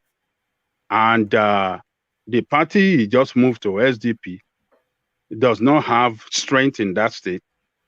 The two parties that really have structure across the local government in the state are APC and PDP. So APC and PDP candidates are the one to beat. So it is the structure that win, not someone personality. Your personality could help you if you are in a very strong party. But you just move to how many states does SDP control in the Southwest or any place in Nigeria? They don't control anything. So I think he was just trying to. He was just pursuing an effort that cannot yield any result for him. He should have stayed in PDP. They should have worked out something, maybe for him to go for senatorial seat or something like that. I don't see him winning as far as I'm concerned, because Fayose is a force to reckon with in that state. He was he was 2 times governor in the state, and he still have that strong support across the state. Even though that we have APC there, APC knows that the PDP and Fayose team is a strong team in the state. So Oni, let's just let's keep watching that race. You see, I am almost, because I feel that name recognition is one of the things, because what gave APC even the thing, it was, I feel name recognition is one of the key components of our political fortunes. And if you look at the field, I do not see any nobody even knows them even within Ekiti State, all of these people, but they know Segun Oni, and he once won an election, so that's to say that he has a popularity. He lost out to Fayemi, who then lost to Fayose. So there's that tradition of one time to return for a second time within Ekiti. You know, my anticipation that is that he is the foremost candidate in that space. I cannot see how they even with rigging. I don't see how they can beat him. Well, man, I am telling you, he has the name recognition. Name recognition never win election. It's a structure that win election. If you have a name recognition and you back it with a strong party, that is how you win election. We have seen many stars in Nigeria that did not join APC or PDP. They went to another party. Many celebrities, they lost. Like the new one that, new guys that just moved to PDP in Lagos, in Etiosa. What's the name of that guy that you guys are celebrating the other day? I can't remember. I don't know. The one that you brought it here, that he declared on the ticket of is it PDP or APC? Is it DOG's party man, Banky W? Banky W. Yeah. He was on the ticket on another party last time in 2019. He lost. He lost. It is not the name. It is not your name that will win, because you must have people on the ground. You must have established people on the ground working for you across the state, across the whole world in that state, across the whole local government in that state. That is what win election for you. That is the real machine. Those are the people that will carry out. Those are the people that will mobilize people out for you. Those are the people that will be there on election day, manning polling booth and watching all the event. Those are the people that will collect all the result sheet, sign all the result sheet, and know that this is what happened, can give first-hand report on how the election went in each polling unit. But when you don't have it, they will rig election against you. All right. Forget about the name. I'm sticking my neck out to say that guy will be the next You will governor. see. He will come third, if not fourth. Go and mark it down. They will beat him flatly. That they never beat him before. They will beat him down. And we are talking of, no, he cannot win in that state. I'm not saying that he doesn't have the right to test his popularity or go to another if he's so sure. But those two parties to beat them in that state with SDP, he cannot win.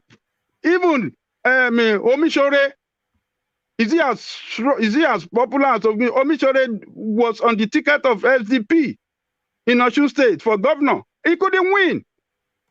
Adale Goko, maybe if you have gone to PDP, he could have. He was in PDP. He left PDP to SDP.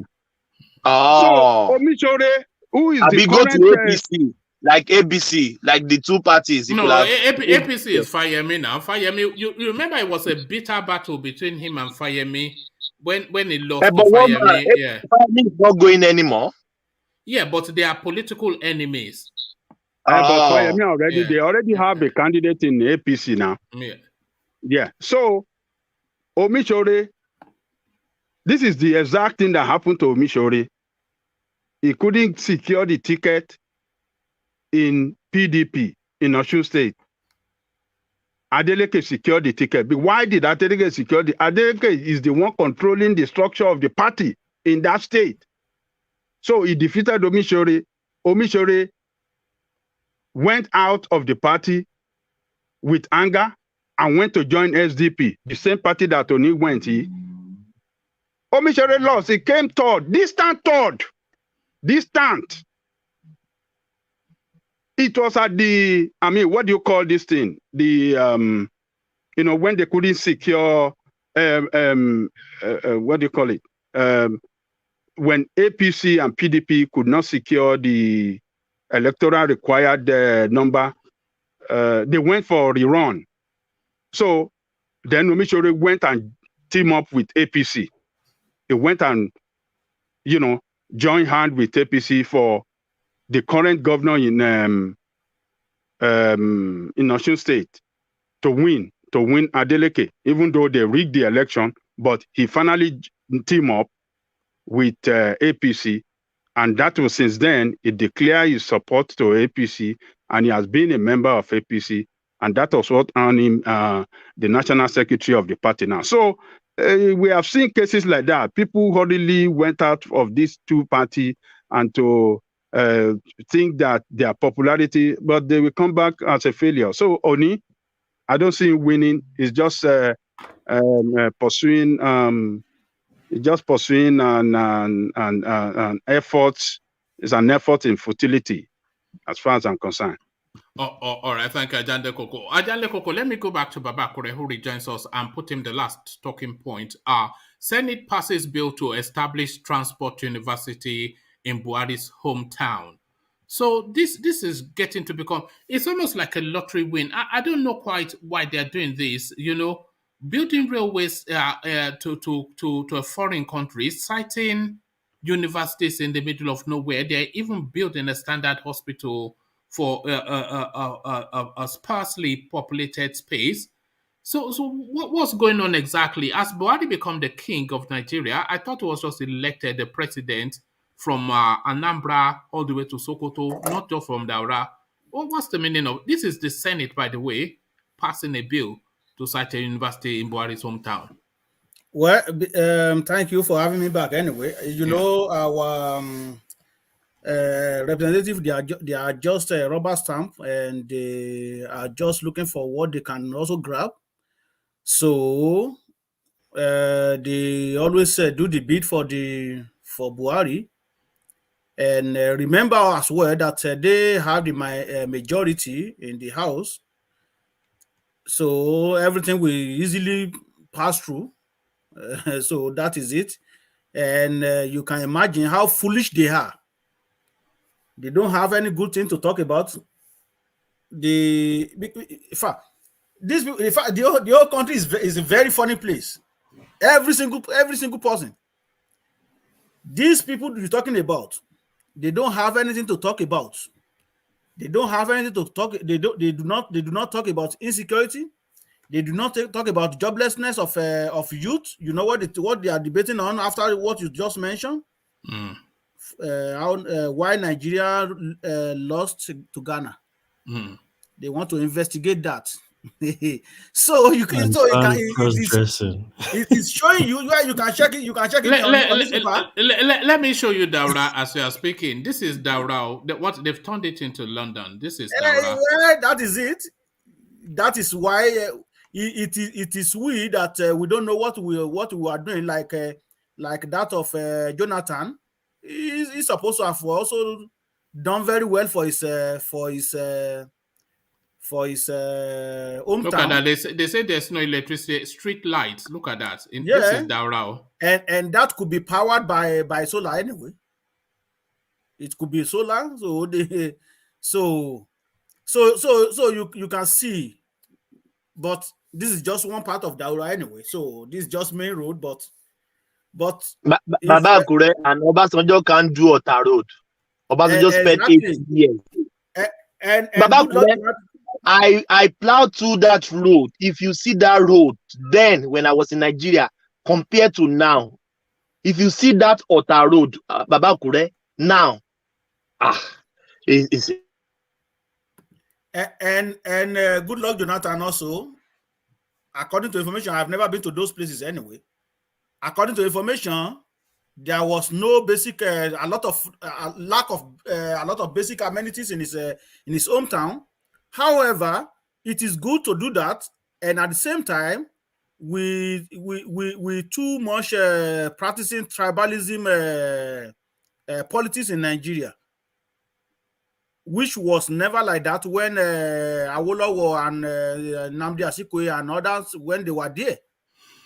But these days, whatever you can do, you have to do it to your own hometown. You have to do it to your own.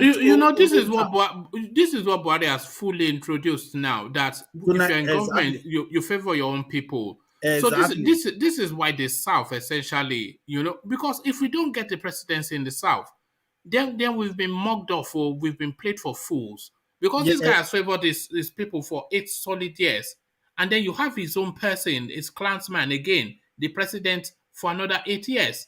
So when are we going to ever find favor in that country? And what we are discussing now might as well play against Atiku if he does get a nomination, because I think I'm trying to understand the point of view, because somebody mentioned it on this platform, I think 5 days ago, that how am I sure that Atiku will win Tinubu and stuff like that, or whoever emerged from APC.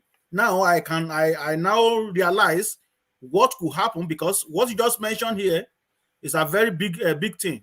So the southern part of Nigeria may decide, well, we are not going to vote for this person. It doesn't really matter. Even they bring handicap that cannot even work in the south. That is the person.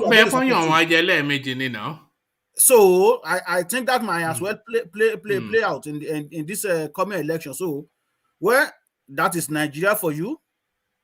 Do you think this coming election will be the most tribal election that we have ever had? It will be all about tribe. Yeah. Based on my assertion right now, and the way I think now right now with what you just presented and what some people said a few days back, I will say yes. Yeah. The reason being that because if you look at the appointment, even the appointment of Buhari, it is just from the northern part of Nigeria, particularly Fulanis. So if you know what they usually do, they will put one Yoruba or one Igbo as a vice or deputy of one parastata, but the leader over there, the boss over there is always Biausa or Fulani. You can check it out. And then they'll make an Igbo man the spokesperson. You get it right, man. Yes. They will put Yoruba to be the deputy. Then Igbo will be the spokesperson. Yes. So there is no doubt that this issue of tribalism and stuff like that will not play out in the next election. And I can tell you, if Atiku get the nomination, we don't know who is going to get it from the south, because if Atiku gets the nomination, do you think Buhari will rig it in his favor? If Atiku goes up against Tinubu, do you think? It is quite possible. And even if it doesn't even do anything, I tell you, you can write today's date down. Northern Nigeria will vote masslessly for Atiku. You see a lot of APC that still behind Tinubu. What will be the consequences of that? Well, nothing. That might be maybe part away. Which you see this flag? Maybe that one we change to Oduduwa. Because we will see the tone of the campaign to know where the country will go. Because I'm anticipating that it will be a very tribal, a very ethnic election. So if they return another Fulani person to that space, and forget it will, you know what Atiku will tell you? Say, I look at my age now, I'm only going to be up for 4 years. But that was what Buhari told us. He said, I only want to serve for 4 years. Now you're having to chase him out because he wants a third term, but his health would not allow it. You know? There's no doubt about that. One man, Atiku has been saying that for a very long time, that he only need one term. And that is all the story we always hear from this. Just one time. Even if Tinubu get it, let me just get one term. That is what they will be saying. But that's not true. That is not true. So that will be 16 years now. A child born the moment the moment Buhari became president, it will be an adult by the time we escape, if we ever escape from the Fulanis, because don't think Atiku will finish and then they'll say, okay, you can have it now. They'll find another story. Exactly, because that issue of that mindset of domination, yes, it is with them. With their Rufai waiting already. And hold on, and Abubakar Malami, he's going to Kebbi State House to come to Aso Rock again. That's his own plan. Some punk. Baba Kure, wait. Baba Kure, Mama, are you saying Buhari is gonna work against his party to favor Atiku? What does Buhari care about? You know, the party is not even interested in that party now, because he sees them as dirty people now. He's in the party with Tinubu and Amechi. Do you think he cares about them? He doesn't care about them. that would be tragedy. Buhari has been over there Tragedy about of two what? things: tribe and religion. That's just What Buhari, I tribe mean and is religion. Buhari will work against his party to favor another party Atiku. He might not do it physically, but he will do. And if he does it physically, what are you going to do about it? You can't do anything about it. You guys are being so over exaggerating. He will not go out and be campaigning, of course, because How can you say Buhari we don't want to return favor to Tinubu? That didn't favor. What are you talking about, Woman? That's what I'm saying, Mike. Yeah. Do you think Buhari has respect? Do you think Buhari has respect for Tinubu? Didn't you see what? Of course, now. You see anything going on bad between them? Unbelievable. Didn't you see what happened? Buhari is not that evil, woman. I mean, come on, he's man. Not. He's not. Just carry that man like that. Come on, man. Mike, you said what? Buhari is not evil. It's not that evil to say to just come and down you can't betray his friend like that, man. Someone that didn't favor. That's even against Islam. It's against Islamic principle to do that. So now Mike is just trying to pull your leg, man. So didn't you see what happened during Goodluck Jonathan and Buhari? Didn't you see what Obasanjo did to his own party at that time? So what are you talking about? Well, no. That one is different. That one, it wasn't when Obasanjo was leaving office. That one, when Obasanjo left, things that was going on, they were going against him. That's when he eventually turned against them. It wasn't like the woman left, he just betrayed them. That's not what Obasanjo did now. But this one you are trying to accuse Buhari what do you think Buhari rates more, the APC or his tribe? If you had to pick between the two, which one do you think he will pick? In a political context, in Nigerian context, it's tribe, yeah. Okay, yeah, you answered the question. That's it. But in a political context, it's APC now. I mean, like, at least for now, until later. Kind of like Obasanjo, like for that moment when he was still in politics and the moment he was leaving, he was very loyal to his PDP. But after a while, when he was gone, then he went back to his being loyal to his whatever. I don't know who Obasanjo is loyal to. But correct. I want to test out one thing. I'm experimenting with colors. So I want to change the color of see the color of your name as it's showing now. Do you think it's better like that or like this? No. The previous one is better than this. Yes, I think so too. It's this is cool. Yeah, it's too. This is mannish, not girlish. not girlish. Red for danger. Now I don't dare to feel threatened. So yeah. So round off your thoughts on that space, Baba Kure, and then I'll go on to Ajale Koko. So we were talking about Buhari, the Senate, not even Buhari, the Senate passing a bill to establish a university in Buhari's home state. Yeah, well, that is because they are doing the bit of their masters. Like I said, they have majority in the House of Rep and House of Senate, so everything will goes. Even some greedy people from the southern part of Nigeria will even support it. They will be saying, "Oh, yeah, there is nothing we can," because that is always be their story. Oh, there is nothing we can do because they are more than us. Why don't you just do your own part? The same thing that I just mentioned now is happening to our people on the street.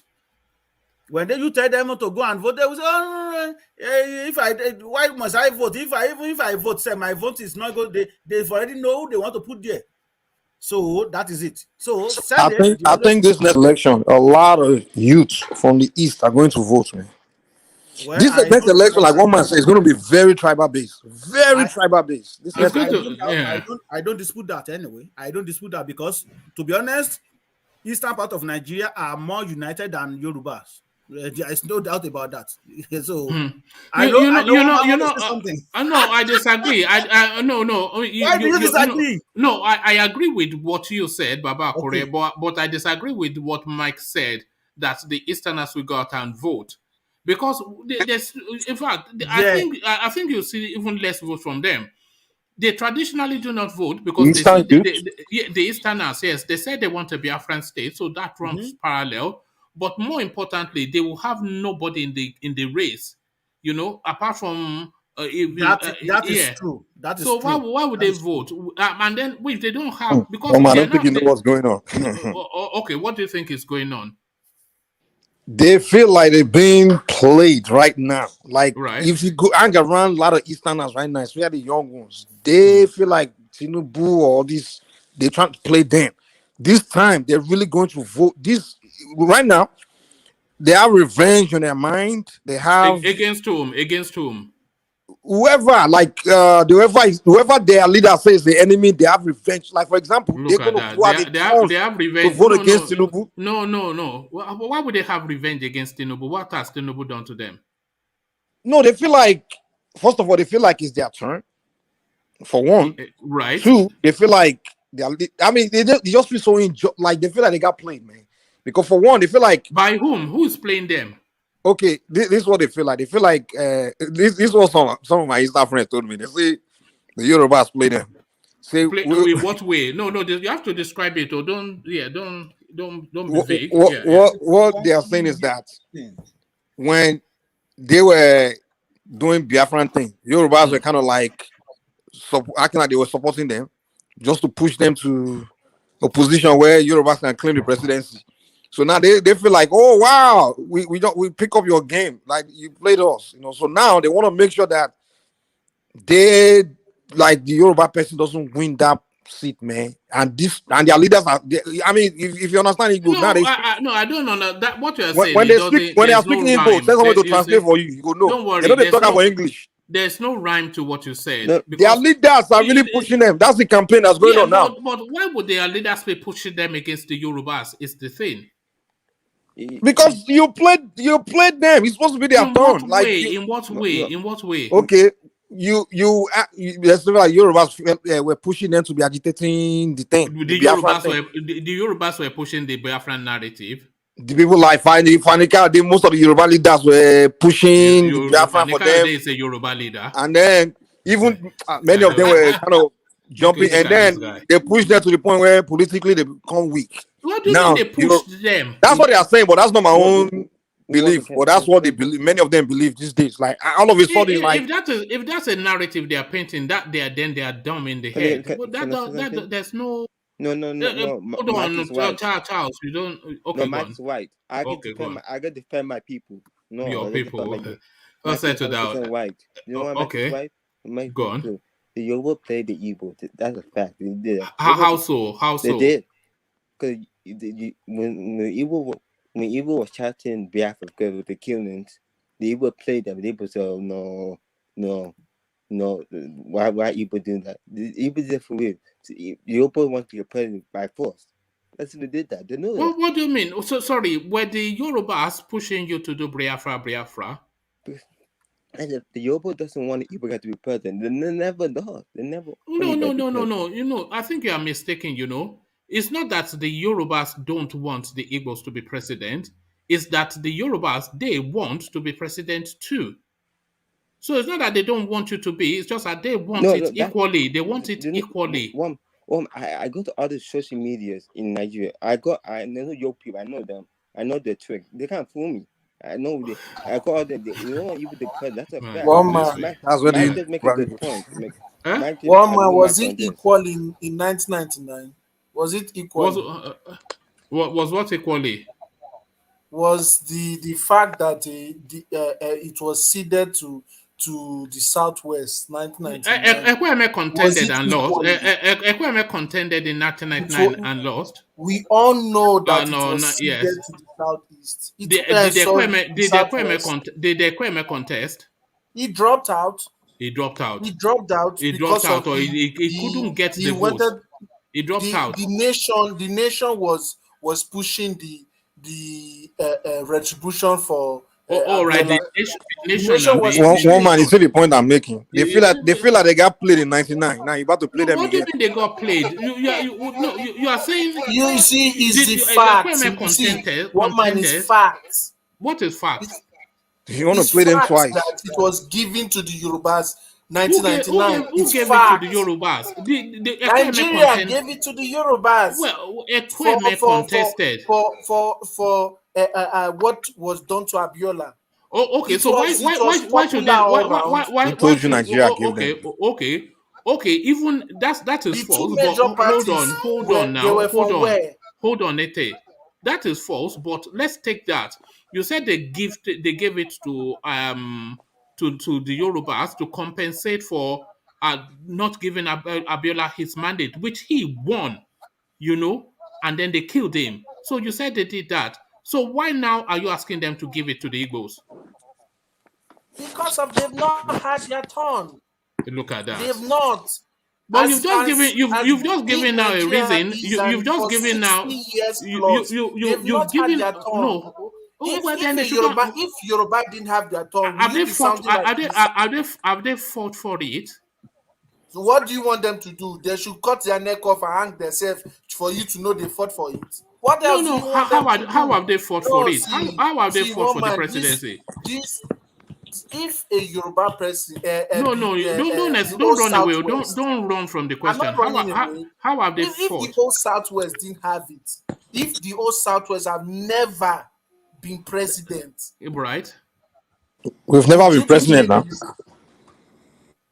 No, hold on. Ete, how have they you've described, not even my words or your words, you've described how the Southwest fought for it.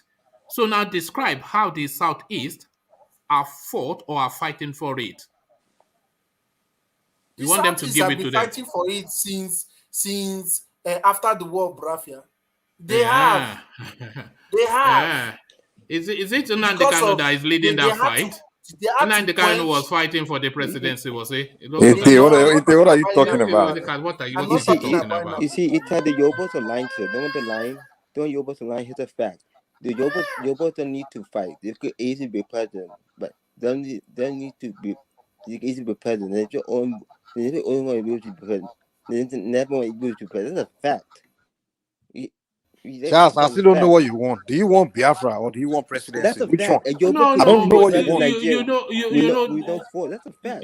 This narrative is something that really tires me somewhat. The East accusing the South, the West of betrayal or treachery. It's an open play now. It's an open play, and everybody is invited to participate. And the Yoruba people, they walk their behind off to position themselves at an advantage. So what have you done to position yourself as an advantage? Woman, that's not true. Hold on, Charles, because you don't know the backdrop. Lord, let's Ete go for that. What have you done to position yourself to the front?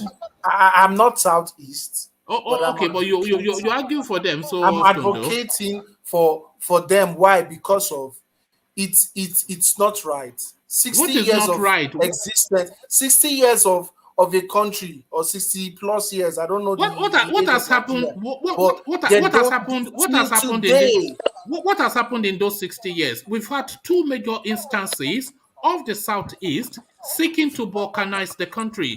Does that show our ambition towards wanting to rule the country? When all of your energy is expended towards balkanizing the country, we had it with Ojukwu, we have it now with this current situation. So what inspires the confidence in anybody? The are guilty of that too. Look at this guy. Yeah. No, you can't eat your cake and have it now. We can still argue that the Niger Delta are guilty of that too. They held Nigeria by the balls by kidnapping expatriates and this not allowing the economy of the country work. You're not being fair at all, man. You're not being fair. President. It just tires me that they are saying it's their turn. You're not being fair. That is the whole argument. It is our turn. No argument to underpin, no narrative to build up, not anything. Central, South, Southwest have all had chance to rule this country. Do you know why? That's not fair what they say. We have to correct that statement. No, let's not even correct it, but let's go on it. Do you know why? Because of they are marginalized. No, because they've shown ambition in that direction. What ambition have the Easterners shown in that direction? Woman, funny enough, I was just about to ask. What you say is incorrect, man. You know that the Southeast has ruled Nigeria twice. Mike, The we can't say it's Southwest, in fact, incorrect. That's his opinion. But me, the funny enough, Southwest, Obasanjo is the only Yoruba man that's been in power, and Yoruba people didn't. That's not who we wanted. We still haven't felt like we've had our guy there. Give them who they don't funny want. Enough. Give them a Southeasterner they don't want to. What do you mean? You mean they didn't want Azikwe? They didn't want Azikwe? They didn't want Ironsi? Is that what you're telling me? This is called double standard. You can't tell me that Obasanjo is not a Yoruba man. You can't tell me that. Funny enough. He's one, and also I'm gonna say is Yoruba halfway. He's a Yoruba man, but it's not who Yoruba people wanted. It's not who Yoruba people went for, and he's the only man Yoruba man has been there. What is his name and what is his surname? No, forget all that. But we've had Igbo president and Igbo prime ministers, etc. But let's hear from D. How many Calabar has been there? How many Africa has been there? Instead of you to be fighting for your own tribe, man. No, you're not understanding. Calabar, Cross River, or Akwa Ibom is not a region. It's not a geopolitical zone. We're under South. But we're talking about the political zone, which is Southeast. No, they should go and fight for it rather than using a tunnel. But let's hear from D, and then we go back to Baba Kure to round up. Yeah, funny enough, to buttress your point, me, even before this conversation, I was just about to ask, is it the way the Igbos play politics, like we've always said? Is that why that's the only place Tinubu has not gone to yet? And nobody really talk about them, apart from the people in PDP that are from the South that wants to be president. It's not really in the space of anybody talking about the Igbos. Is it the way they play the politics? They are so easy to just bring them on board and carry them along. They don't show like they have an impact in the politics they play in Nigeria. And I think it's an opportunity for them to use this, because I don't think they will even get a ticket, not in PDP and not in APC right now. But maybe while they are still dangling around, the ticket is open, they should just try and push and capitalize on that moving forward, maybe for after 8 years or after 4 years, whenever it's going to be for them to contest. Because I just think the Igbos are not playing the politics of Nigeria the way it's meant to be played. And they have a lot of bitterness in them, which is even affecting them. Some people can't be shouting, you want to be Afghan state today. Some people are complaining about the Hausa. Some people will complain about the Yorubas. So how do you even expect those people to trust you that when you get that power, you won't come there and mess everything up for them? So I think it's the way the Igbos are playing the politics. They need to calm down, forget the pain, allow the bitterness to go, and play along with the system right now, because they have a chance to carry this along. But I don't think they will get tickets going forward in this 2023 election. They can just use it as a stepping stone to get into the space. All right, forget the Igbo Spain. Forget the Igbo Spain. All right, don't worry about country. All right. Oh man, this next election will be very tribal, man. Every tribe, go and get your PVC. Yoruba, if one win, it's going to be all get your about PVC. tribe. Why should be in this country? What's the point? It's time for Yoruba man to be president. We haven't had a Yoruba president yet.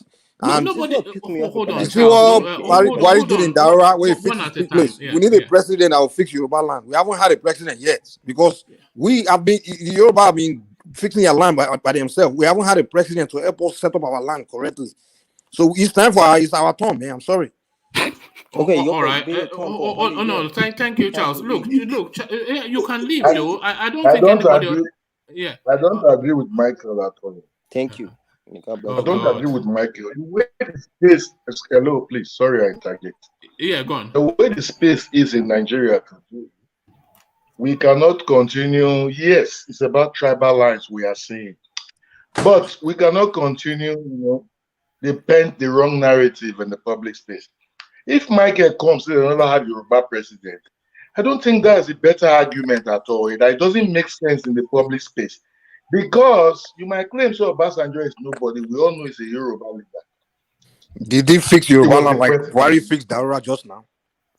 What did he do in Yoruba land? What did Obasanjo do in Yoruba land? Nothing. Let me learn now. Let us be at least be factual in our argument or any presentation before the public, like this your own now. Even one man has even said it in this place. We have not gotten leader. Obasanjo was picked by this and that. Come on. We all will not come, but there's a Yoruba man there for 8 years. Now there is one man from South there for 8 years. There is an Hausa man there. See, the Yoruba should at least allow others have their space. If it is their turn, they will also support them. It's not their turn, though. It's not their turn. I really resent this tonality. Not from you, but just that politics of guilt tripping, sort of, it's almost begging, Is it begging politics? Is this new begging politics? Is it? So you are telling me that when you look at you are telling me that we should go out and you are telling Yoruba people to go out and pick an Igbo president when we know that when he goes there, he's going to abandon Yoruba people. There's no question about it. We already got the impression that they don't like us. Now we should put them there and give them 8 years of another suffering. Let's give us the Yoruba president now. Let him fix Yoruba land. And then after that, we can have the Eastern president to abandon Yoruba people after we've already fixed our own land. So right now, we need our own president because we can't afford to put an Eastern Nigeria we abandon us. Across the country space, Mike. Different tribe across the space make the kind of case you are making now. Yoruba will not lead the country for another 60 years. Because you tell us that there have not been any Yoruba. Let me come and tell you there have not been any Yoruba man. Let this one come and tell you there have not been any Ijaw man. Then let it begin to go like that. And see, I don't think it will work that way. Well, is that not what you guys are saying? You are saying it's the Southeastern. You are saying the same thing now. So why are you contradicting yourself? Yeah. That's the politics you guys are coming here to play now. They just came here saying it's Southeastern. You also speak that I'm telling you, it's the Southwestern. It's our turn. One man has made it here before that they pick up Obasanjo, that it's not a Yoruba, blah, blah, bad choice. We have said it here severally. That is not supposed to be the narrative. We are not saying even the South is an entitlement. It is true. A guy is pointing out there that they are division in their own, which is true. Some want Biafra, some want Ebola, some want Nigeria. So there are division between themselves on their own. And they want presidency. How can this still? So they can marginalize the Yoruba people, Abi. They want presidency. So they can marginalize Hold on. Themselves. Hold on. I'm going to come off the screen for a moment, but once you're done, Ajanle Koko, can you pick it up from Governor Soludo'S headquarters under heavy attack? So once you're done with your discussion, go to that. Just give me a moment. Yeah. Carry on, yeah. All right. Now, like what I was saying, like the position of the Igbos, they are so on their own, they are not allowing Nigerians to make decisions about them. That's the funny thing about their own. Some are saying it's Biafra, some are saying it's the Igbo presidency. You know, what I'm saying now is that they are not together on their own. So it will be difficult for outsiders to come and put them together. So that's why I said the issue of Igbo presidency, while I'm very much in support of it, we want an Igbo man to come out and demonstrate his popularity. Even if we didn't win now, there's another election. You know, but let us see the man that will push forward, at least galvanize the entire country, whether from the north or wherever.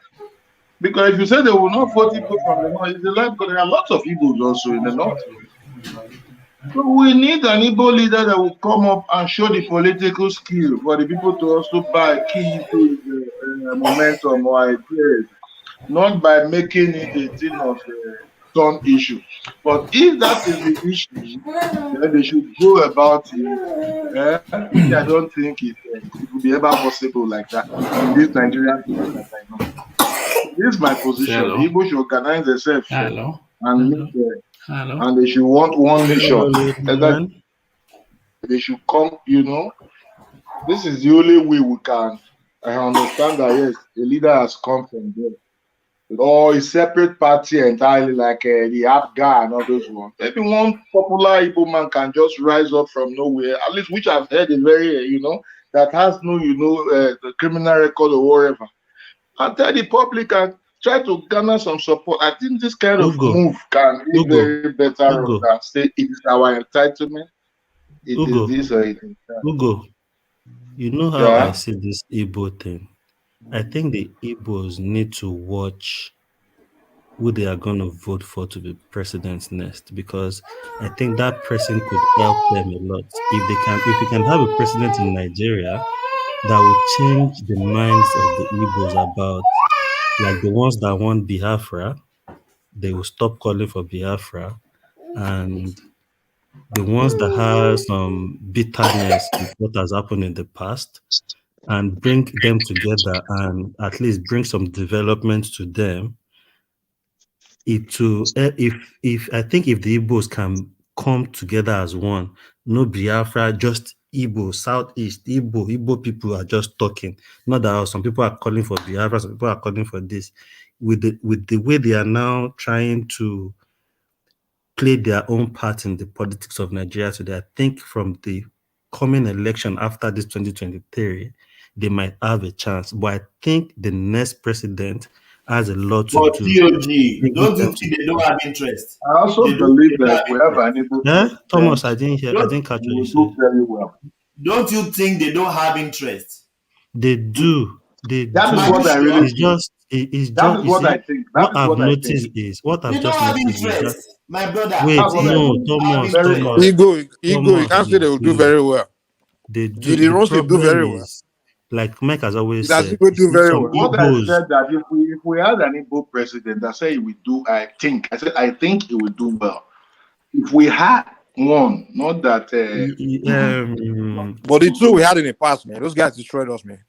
I mean, they mess us up. Mike, like Ojukwu. No, Azikwe saw his whole south. He moved everything to the north. He rose he just turned everything upside down. Mike, so I mean, you have to learn from history. Mike, you said that Obasanjo is not the Yoruba candidate. So are you guys agreeing that Tinubu is a Yoruba candidate before you come another time to say you've not had your candidate again?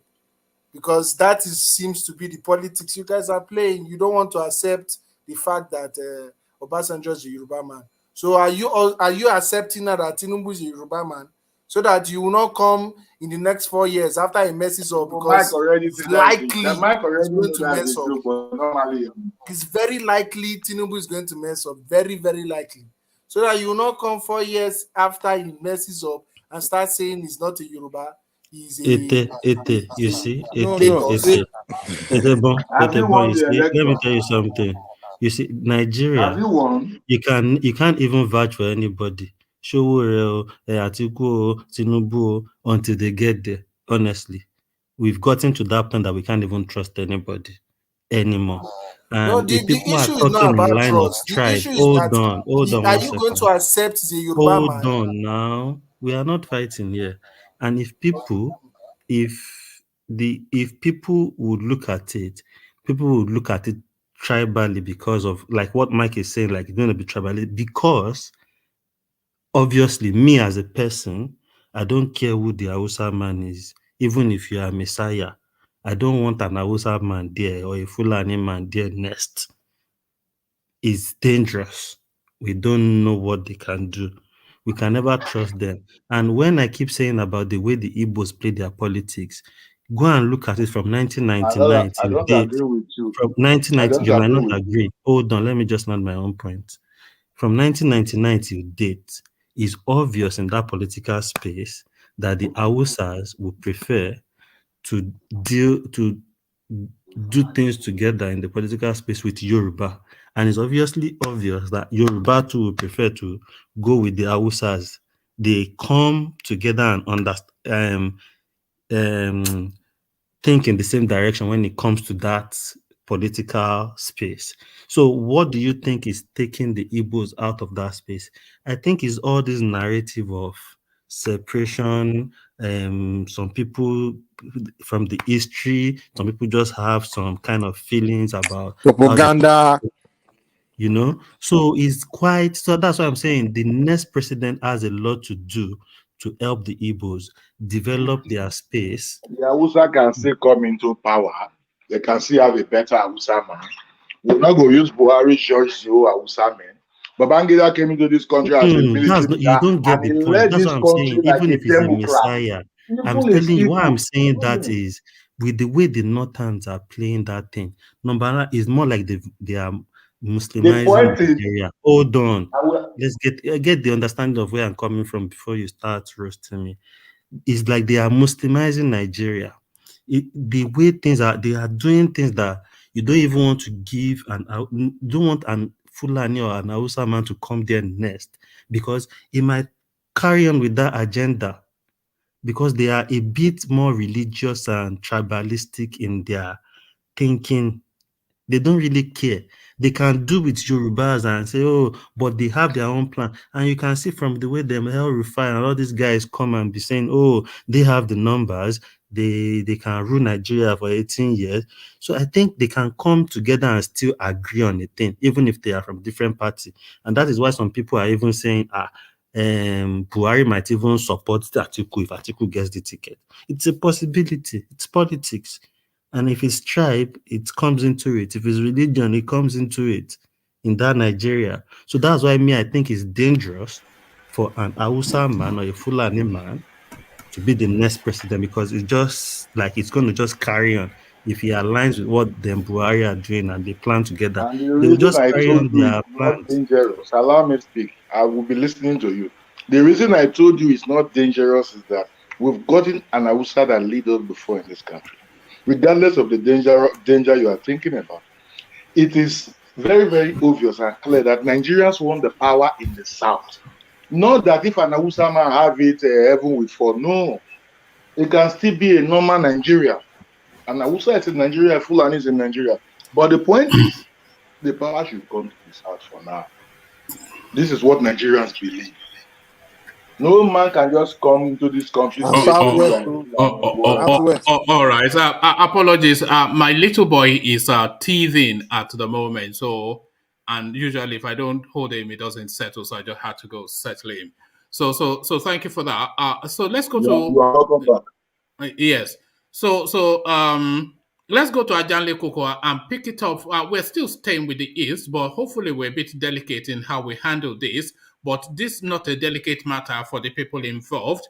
The new boy in town, of course, who we're all eulogizing about, Welcome Party from the ESN/unknown gunmen. Governor Soludo'S Oguata local government headquarters under heavy attack. So the attack, of course, the attribution to the unknown gunmen and the movement of that state governor is indicative of the fact that he's going to come into conflict very, very quickly with elements within that state. And that has come swift and fast, barely a month into his administration, and already they've shown him what it's all about.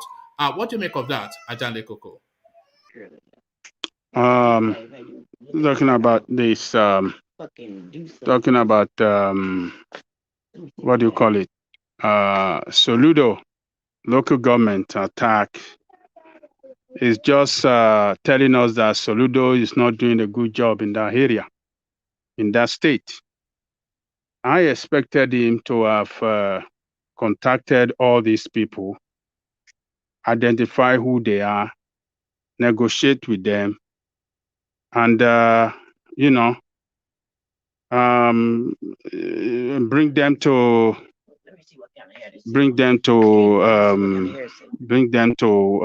roundtable discussion and work out things with them. But the way it is showing that it's just talking.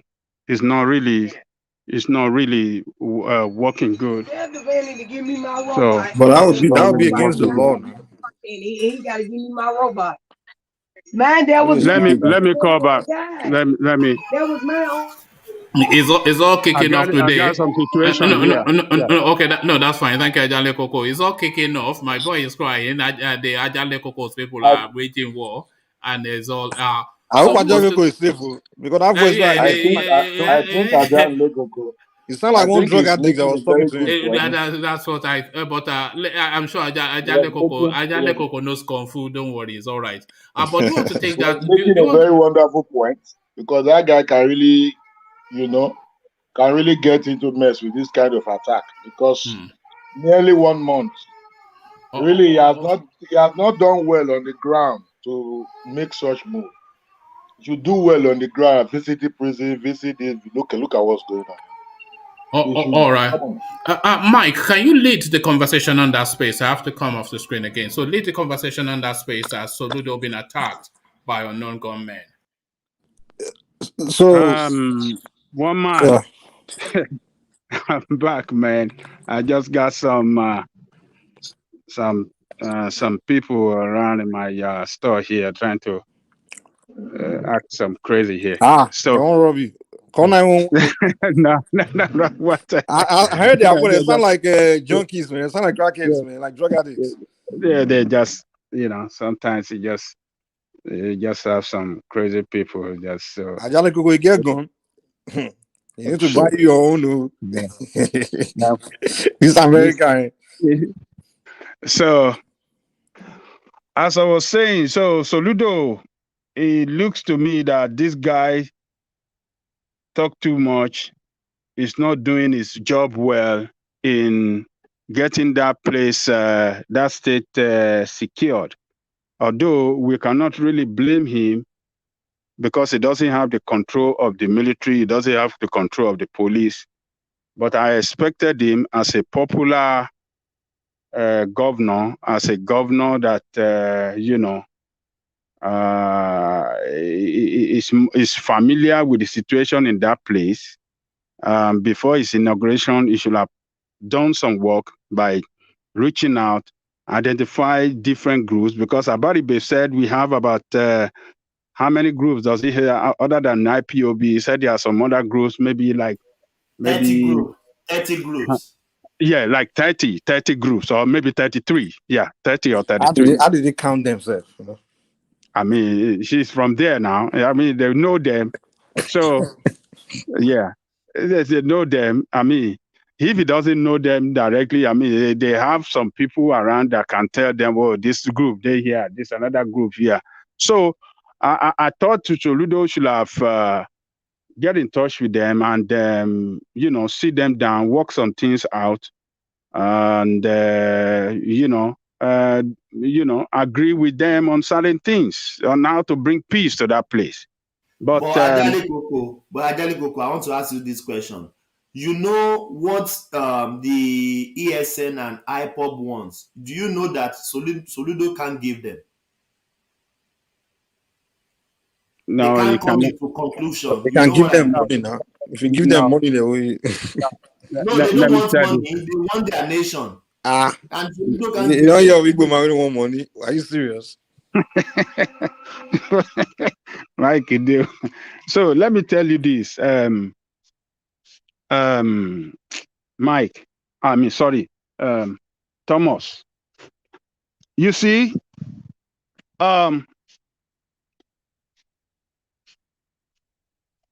one thing is to get people and talk to them and ask questions and work things out. But when you don't know them, when you never engage with them, you don't know what they need. You don't know the pains in them, the pains they are going through, and why they are fighting. They can say, oh, we want Biafra nation. It could be more than that. It could be as a result of, the state governor took our land, or the state governor took our business, destroy our place of businesses, and since then we haven't got anything to do, and this is the best thing we could do to challenge them. But we can use the Biafran state, to drive our own selfish agenda too. So, but You know, under civilian rule, the governor have all the resources and has all the connection to engage with his people. You know, so Soludo to me have to do more. Soludo have to do more. So that's the way I see.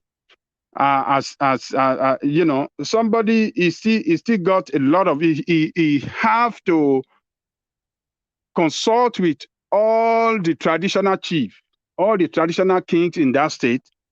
They can help him better. They know every crime is local, and people in each local government area, they know themselves. They know their people. So if he's really doing his job well as a civilian leader in that state, as number one leader in that state, he'll be able to identify where they are. Who are they? The people call them what do you call it? What do they call it? Something gunmen. What do they call it? They claim to be unknown. Unknown gunmen. There is no unknown gunmen anywhere. They know them. They know where they are. And they can get them. They can talk to them. Talking to them is the most important. You don't have to use gun to pursue them, to fight them. When you want to use gun, that they will not engage you. But if you come in a civilized way, you see the traditional chief, traditional king. They are the number one source of, they know everything going on around them. You know how many chiefs they have in that place? Almost every man a chief. Almost every man, everybody is a chief, man. This is not like Southwest where you only have few chiefs. Everybody has a red hat chief, man. So no, I'm not talking about chief. I'm talking about the kings. They don't have kings in the East, man. They have. Who told you they don't have kings? In the Eastern, I would tell you themselves they don't have kings, man. They have king in their local area. At least if they don't have king like we have in Yoruba, they know they have their district head, or what did they call it? What did they call it? Community head. So those people know those people. So Soludo has a lot of job to do, and he have to do better than rhetoric or talking big grammar. Cannot do the job alone. If he cannot do well in securing that state, in coming out with a way to negotiate security with those people, he cannot govern that state where all the big program that he tend to do, he won't be able to carry them out. And when he can't carry it out, everything he promised the people, it will come out to be a failure. People will regard him as a failure. Yeah. Sorry, Thomas. It is precisely because he's trying to carry those things out that they are going against him. He has gone to the motor parks to sweep out all the touts, and is putting some digitalized systems for collecting levies at the motor park. And then he's now trying to shut down the Monday sit at home, to shut down that aggression that they're using to milk money. So very quickly, he's moving to block all their potholes, and is liaising with IPOB as well to get them on board to shut down that element of criminality. And of course, there's a lot of money in that underbelly of criminality that hides under that IPOB narrative. So it is all of that they are now fighting against, by my reckoning. Well, if he's trying to take a very harsh approach or a brutal approach to achieve his program as he promised the people, I think it's going to fail. All these people you are talking about, they are already institutionalized. The car park, the Agbero, and all these things. Look at what Lagos State is, Sanwo Olu, not Agbero. They are institutionalized in the society. The way to get rid of them is through negotiation and through a better way of offering a better and a better solution. You can better them, you can take them, you can organize training program and transform that thing into a better way that they can run it, that they won't have to disturb the peace of the state and other things. You are not answering my question, no. What's your question? What Soludo is doing now, it's a microwave solution. What is the main purpose of these guys? What do they want? That's what I want you to address. You haven't addressed that. That is why I said he has to look out for them. He has to meet with them and know from them what do they want. That question you are asking, he can ask them directly. They want their supreme leader released from prison. That's what they want. We all know that. That is it. That is IPOB. That is IPOB. Yes. So who's the sit at home? Is it not IPOB? That is IPOB. IPOB have, they have disassociated themselves from sit at home.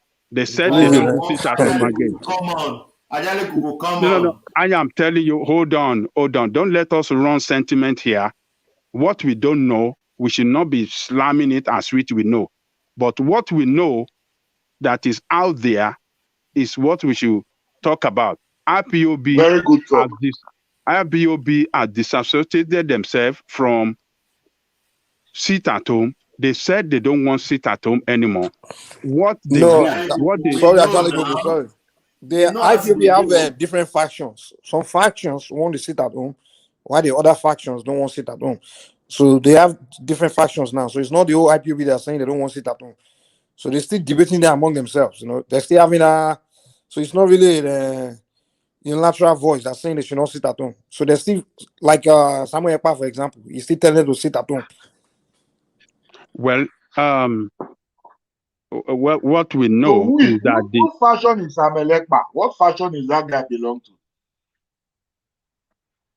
I don't know. What I know, the IPOB, the real IPOB that are on the ground in Anambra State, in Igbo land, have said they don't want to sit at home again.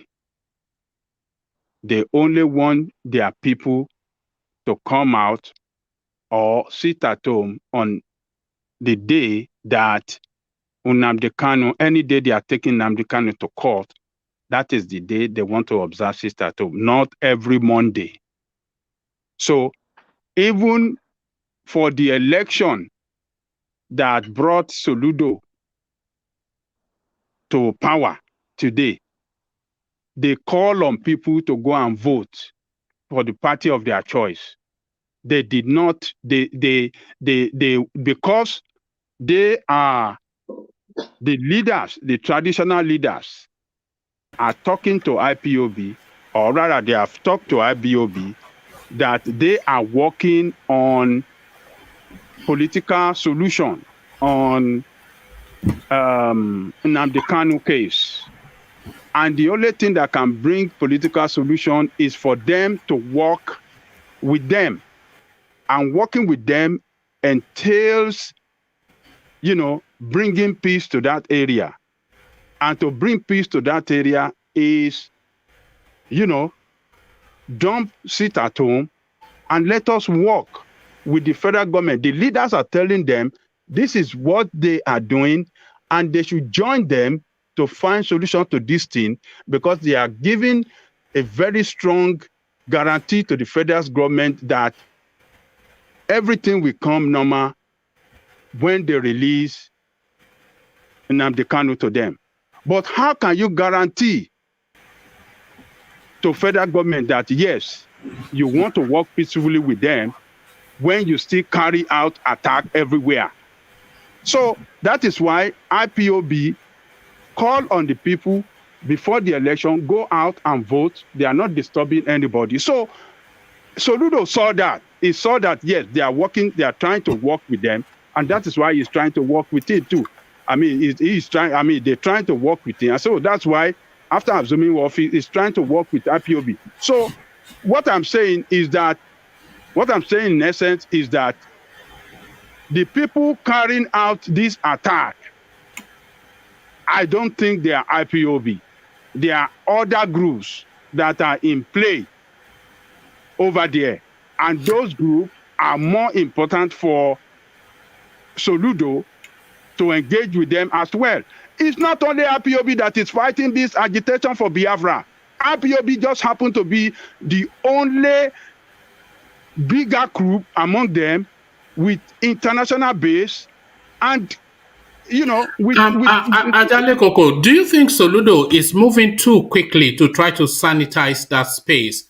Because I'm only saying he's gone to the prison to reconfigure how that system works. He's gone to the motor parks to reconfigure how that space works. He's gone to the market to reconfigure how that space works. He's trying to shut down the sit at home. So all of these spaces that is reconfiguring, that is the economy of so many people. And a lot of it, illicit, illegal economy. So is it the backlash of his just moving too quickly that we're seeing now? Do you think he should just temper it down a bit and understand that he has to negotiate a bit slower and just carry people along, as they say? Yes, he has to temper it down. He has to negotiate. He has to bring people around him. He has to talk them out and not confrontational or try to use force. If he want to use force or want to use the power of the state, you know, to crush them, it's going to fail. If the federal government for 7 years cannot subdue these people, you think you can just come yesterday and start making gra-gra? No, you cannot do it. You know that he has cancelled the office of First Lady? That is good. Yeah, but do you know there's an economy around that too? I don't see any economy around that. It's just nonsense. You know that space gets a budget, and around that budget is an economy. Okay. Yeah. Okay, I get what you mean. You know, you have to, it's cutting all the label, that's the label too much. You can't cut the label now. What are you doing? You can't cut the label. You're right. Okay, so you see, it's trying to bring a new order in place. And to achieve that, he has to negotiate his way through it and not confrontational. Because everybody is looking for up to him to succeed in that state. And he has to use the people of that state, particularly the leaders. I'm telling you, traditional leaders know these people. They engage, they know them. So he can use the traditional leaders to, bring these people around and then let them work together. But if he's trying to use the governmental power to crush, he cannot crush nothing. Because who are the people that are going to crush? The police? He just have a working relationship. He cannot even command the police. He cannot even tell the police commissioner of the state that go and do this. That one will not listen to him. That one have to get an order from the above before he act. Well, why is he not going to Abuja to tell Buhari to release KADUN? And he wants to go. That's the first thing he needs to do. He needs to go to Abuja to go and persuade Buhari to release KADUN before he starts saying he wants to talk to those boys. That is another way. That is another way out. That is another way out. You are saying. So he has to negotiate his way out of this problem and not too controversial. Confrontational means. He cannot achieve it. Or if he tries to use executive order that, this is what I need. You guys must do this. So, Soludo have a lot of job to do, and it's going to be wise for him. Do you think this is what we're seeing when somebody comes from academia into politics and they want to, because they've perfected it on the books in academic exercises and the models, they've done all sorts of economic and social models in the universities and whatnot. But in real life, it's different too, and this is what he's discovering now. Governance different. is not an academic exercise. No. Governance is not academic. Governance is not academic. He need good advisor around him that can advise him on. He need to have a political advisor that can help him on political matters, because all he knows is economics and how to manage resources. That is what he knows about. But when it comes to the politics of the politics in governing a state, he might know little, but he won't know much about it. So he needs a very strong political advisor that can help him around political matters, to achieve some solving some political problem in the state. And this issue of IPOB is both political and security matter. So, but politically, he can, if he knows how to play the politics well, he could succeed. And people will be looking, and he could set a template with everybody. I mean, other states around the in the eastern region will be looking at it. Well, how did he achieve it? So, but the best way to achieve it is not through confrontational means.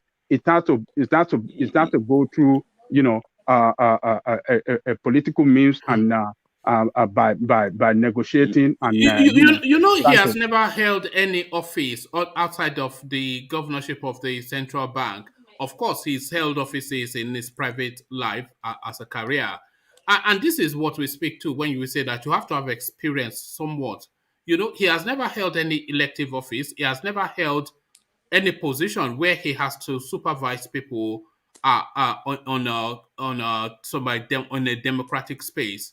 So not being a boss, of course he's been a boss, but he has never held that sort of position, and his lack of experience is what we are seeing playing out now. Yes, that is what is playing out. And like I said earlier, he just need a very good politician, people that are really on the ground. People around. Do you think it's in a defining? Ajale Koko, do you think it's in a defining period of his political career now? Because he has one or two ways to go. Is either he pivots to play politics and tone it down, or he doubles down that because he has all the charts how the state should work, and he wants to go by his template rather than infusing his template, because you have to intermarry intellectualism with politicking. But if he wants to stay strict academic, he will find it a struggle governance. Oh, yeah. If you want to make it strictly academics, it will fail. It will fail because politicians politicians in Nigeria, they are mainly in that business of politics to make money. So if you, as the head of number one citizen in the number one citizen in that state, surrounded with politicians, if you don't know how to play your politics well, they will they will work against him to fail. So he need to bring politicians around, work with them, negotiate with them on how to do some things, and then slide in your own thing, how you want to do your own thing too. You have to balance it. You cannot make it totally your own way. But the one way you have to, the best thing for him to do, how can he block the corrupt, the loopholes through which money flip out into their bucket. You can block it gradually, and before they know it, you already block everything. But you can't just be confrontational from day one. If you are too confrontation, they will know his tactics and they will plan against him. You know, they make can the job easily difficult. destroy you. You Yes. know, some people, they've been stalwarts in the system for so long. Yes. You know, and they're used to things in a certain way. So they are receptive to change too. But you have to bring that change to them gradually. Otherwise, they'll just... because they work hard to get this victory for him, to put him in that position. Politicians are the people at the grassroots.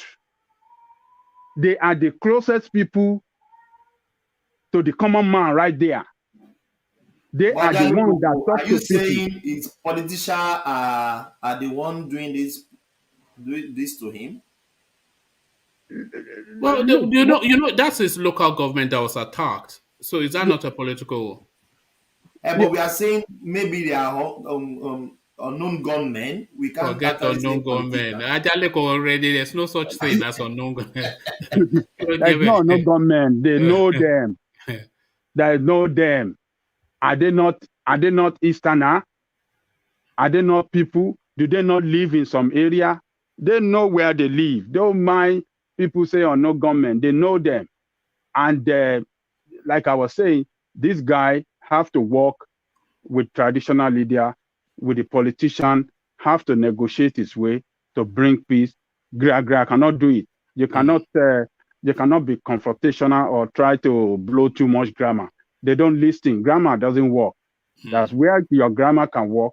There's somewhere where you have to talk like people and people will understand you better. So you need to talk like people. You need to talk to people and bring people closer to, find solution to this problem. So that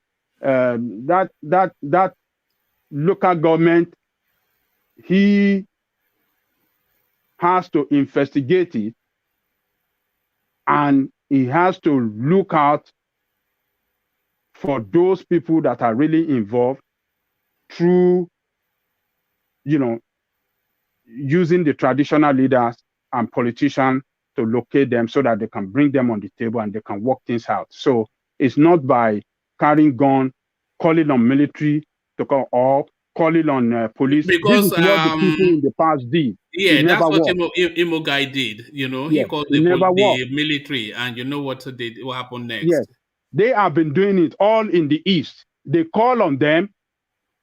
The one in Ebonyi did it. It couldn't work. So they have to change the strategy. It couldn't work. They use it. They stay at home on every Monday. It still continue. He has called on people to come out and not stay at home. He has used IPOB. It's still not working. So it means something is wrong somewhere. What is wrong? That is where you have to that stay at home. That stay at home has become an economy in itself, because the hoodlums have taken it over and they're using it as a means to extort. So you're not going to, Yes. So he has to use his wisdom and look for the best solution to this, and not, that's he has to investigate the attack on that local government and, look for means of using traditional leader the most to locate those guys and negotiate with them. That's the way out. All right, thank you, Jale Koko. So still within sort of that space, Sanwo Olu appoints MC Oluomo as chairman of all motor parks in Lagos. So this is a direct affront to the national body NURTW, who once first suspended MC Oluomo for his waywardness and his successes in Lagos. And they were expecting him to show contrition, but he was not contrite. And then they subsequently sacked him. But then he came just yesterday to mock the sacking, confident in what will happen next. And what has happened now is that Sanwo Olu has appointed him, MC Oluomo, as the chairman of all motor parks in Lagos. So what does this mean? This is a direct confrontation against the NURTW. Sorry, who's that? So that's there's some heavy noise there. So that's one. So that's a direct confrontation against the union. But then is this by extension? So I'm going to make sure. Yeah. Oh, who's that? Who's that heavy? Is that? It's not me. Where is that? It's Jake. somebody else. Jake. Is it Rational Mind?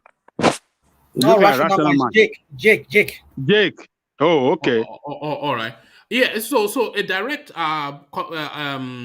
slap down for the national body is essentially what I was saying. But is it also by extension the Lagos State pulling out of NURTW, because they cannot have, because they set up a committee within the state parastatal, the transport portfolio commission, and then they've made him chairman. So you can't have the NURTW collecting levies and then Lagos State collecting levies too. So what does this mean for the totality of that space?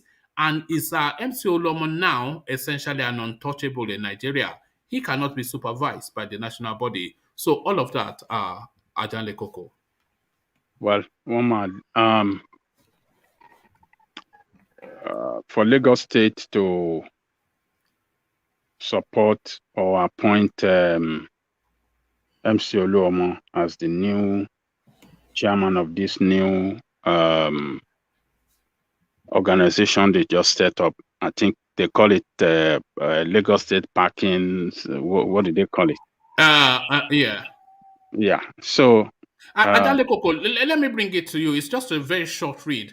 Governor Babajide Sanwo-Olu has named Musiliu Akisanya, aka MC Oluomo, chairman of Lagos Parks Management Committee, to oversee the affairs of all motor parks in Lagos State. The Parks Committee has 24 members. The Commissioner for Information and Strategy, Gbenga Omotosho, disclosed in a statement on Thursday that the committee was in fulfillment of the government's promise to ensure that the events in the National Union of Road Transport Workers was not allowed to threaten law and order in Lagos State. Sanwo-Olu's government on March the 10th suspended NURTW operations in all Lagos parks following the National Union's suspension of MC Oluomo. Mr. Omotosho explained that the government exercised its constitutional right to ensure that Mr. Omotosho explained that the government exercised its constitutional powers to ensure that no vacuum which could disrupt the state's peace was allowed to exist in the park. He added that ensuring peace in the state was a duty the government owed to all citizens and visitors. According to him, committee members were selected following consultation with stakeholders. So that's essentially what played out there. But the sum total of it is that it's also as though they have jettisoned the National Union. So address that, Ajanle Koko. So, Lagos State have not really helped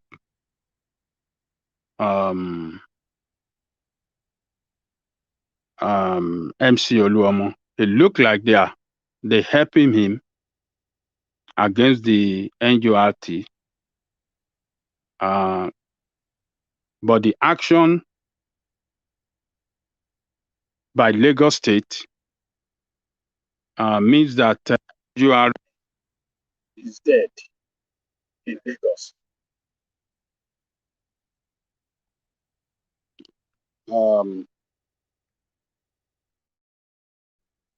The action of Lagos State means that NURC is dead in Lagos because they cannot have two opposing groups operating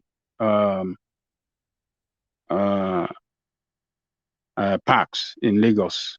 So is the one that is recognized by Lagos State now that can operate in Lagos. But what does the future of this action hold for MC Oluomo? Is another case entirely. What the future hold for Oluomo when another party another political party come in Lagos, if another political party by tomorrow wins election and in control of Lagos, MC Oluomo will be kicked out of that place. So, but presently, it is good for MC Oluomo that Lagos State is behind him. Lagos State has joined MC Oluomo in fighting against NGRT, and we can regard that fight as Lagos State killing NGRT in Lagos. So that is about that. But this action, do you know they can jettison the national and have their own their own transport bodies? This is what they are doing. This is what they have done now. I mean, that is not right, Adale Koko. Hold on. They have their rights and they know what they know for them to suspend this guy. So why will Lagos State go ahead and appoint him again? No. You know, it's their political talk. Adale Koko. Okay. You see, the way the Lagos State NRTW works is that for they've been on their own, like over the years, they've been like their own separate. Let me just say, ever since this man has been there, he has been controlling Lagos. What's his name? Tinubu. They've been on their own kind of. They don't really go with the national. So if we're to look at it strictly, this guy that is there, Akinsoya, that is there now, that guy is not even, he doesn't deserve that place. But because they use him for their dirty work within Lagos during the election, even pre-election, so that is why that guy is being retained. Because that guy is not somebody that cannot even speak. Yeah, he needs to speak through. Somebody. I don't know if you guys have heard him speak. The guy is very articulate. And what do you mean he can't speak? Very what? He's very articulate. He speaks very well. For what? Have you? Which articulate? What is this guy talking about? Do you know what we're talking? Akinsoya, we're talking about. Yeah. The guy's very articulate now. Yeah. He doesn't speak. In what language? In what language now? In what language? In what language? Yoruba language. That's fine. It's Yoruba language, not a language. It's English, so you only have to be articulate in English to be articulate, Abi. I heard you. Well, of course, if English is language, his original language is Yoruba. Thank you. And the man speaks very eloquently in the Yoruba language. So what else do I want? Really? The guys I deal with you, man. Alaye kind of Yoruba. Is that what you call Yoruba? Alaye language. It's speak Yoruba better than you. Come on, Mike. Come on. Yoruba, man. The guys when Yoruba nation come, he thinks that English is going to talk about this. Come on, Yoruba. Oh. We'll go Yoruba. Yoruba ló sọ lẹ́nu yẹn ni. Yoruba those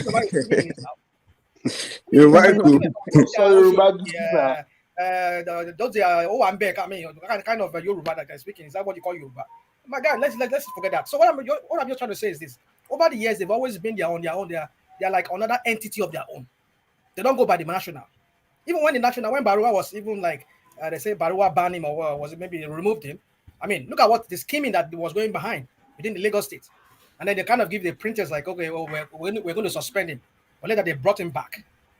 So the point is this: just to answer what just to support what Thomas is saying, they've always been like that. That is why finally they had to go back. They had to revert back to the status quo, bringing that guy back. I mean, what does it cost them? One man will use the word economy. Do you know the economy behind that transport union in Lagos? If they digitalize it, and let's just say they employ those guys, those Alaye boys, those road safety guys under Musiliu. Let them digitalize it, because the accusation was that Musiliu prints his own ticket. There's the one for the national body. Then he has his own that they print, which runs into millions of naira, not even billions that guy make on his own. So if they digitalize it, okay, I mean, there's a way they can do it.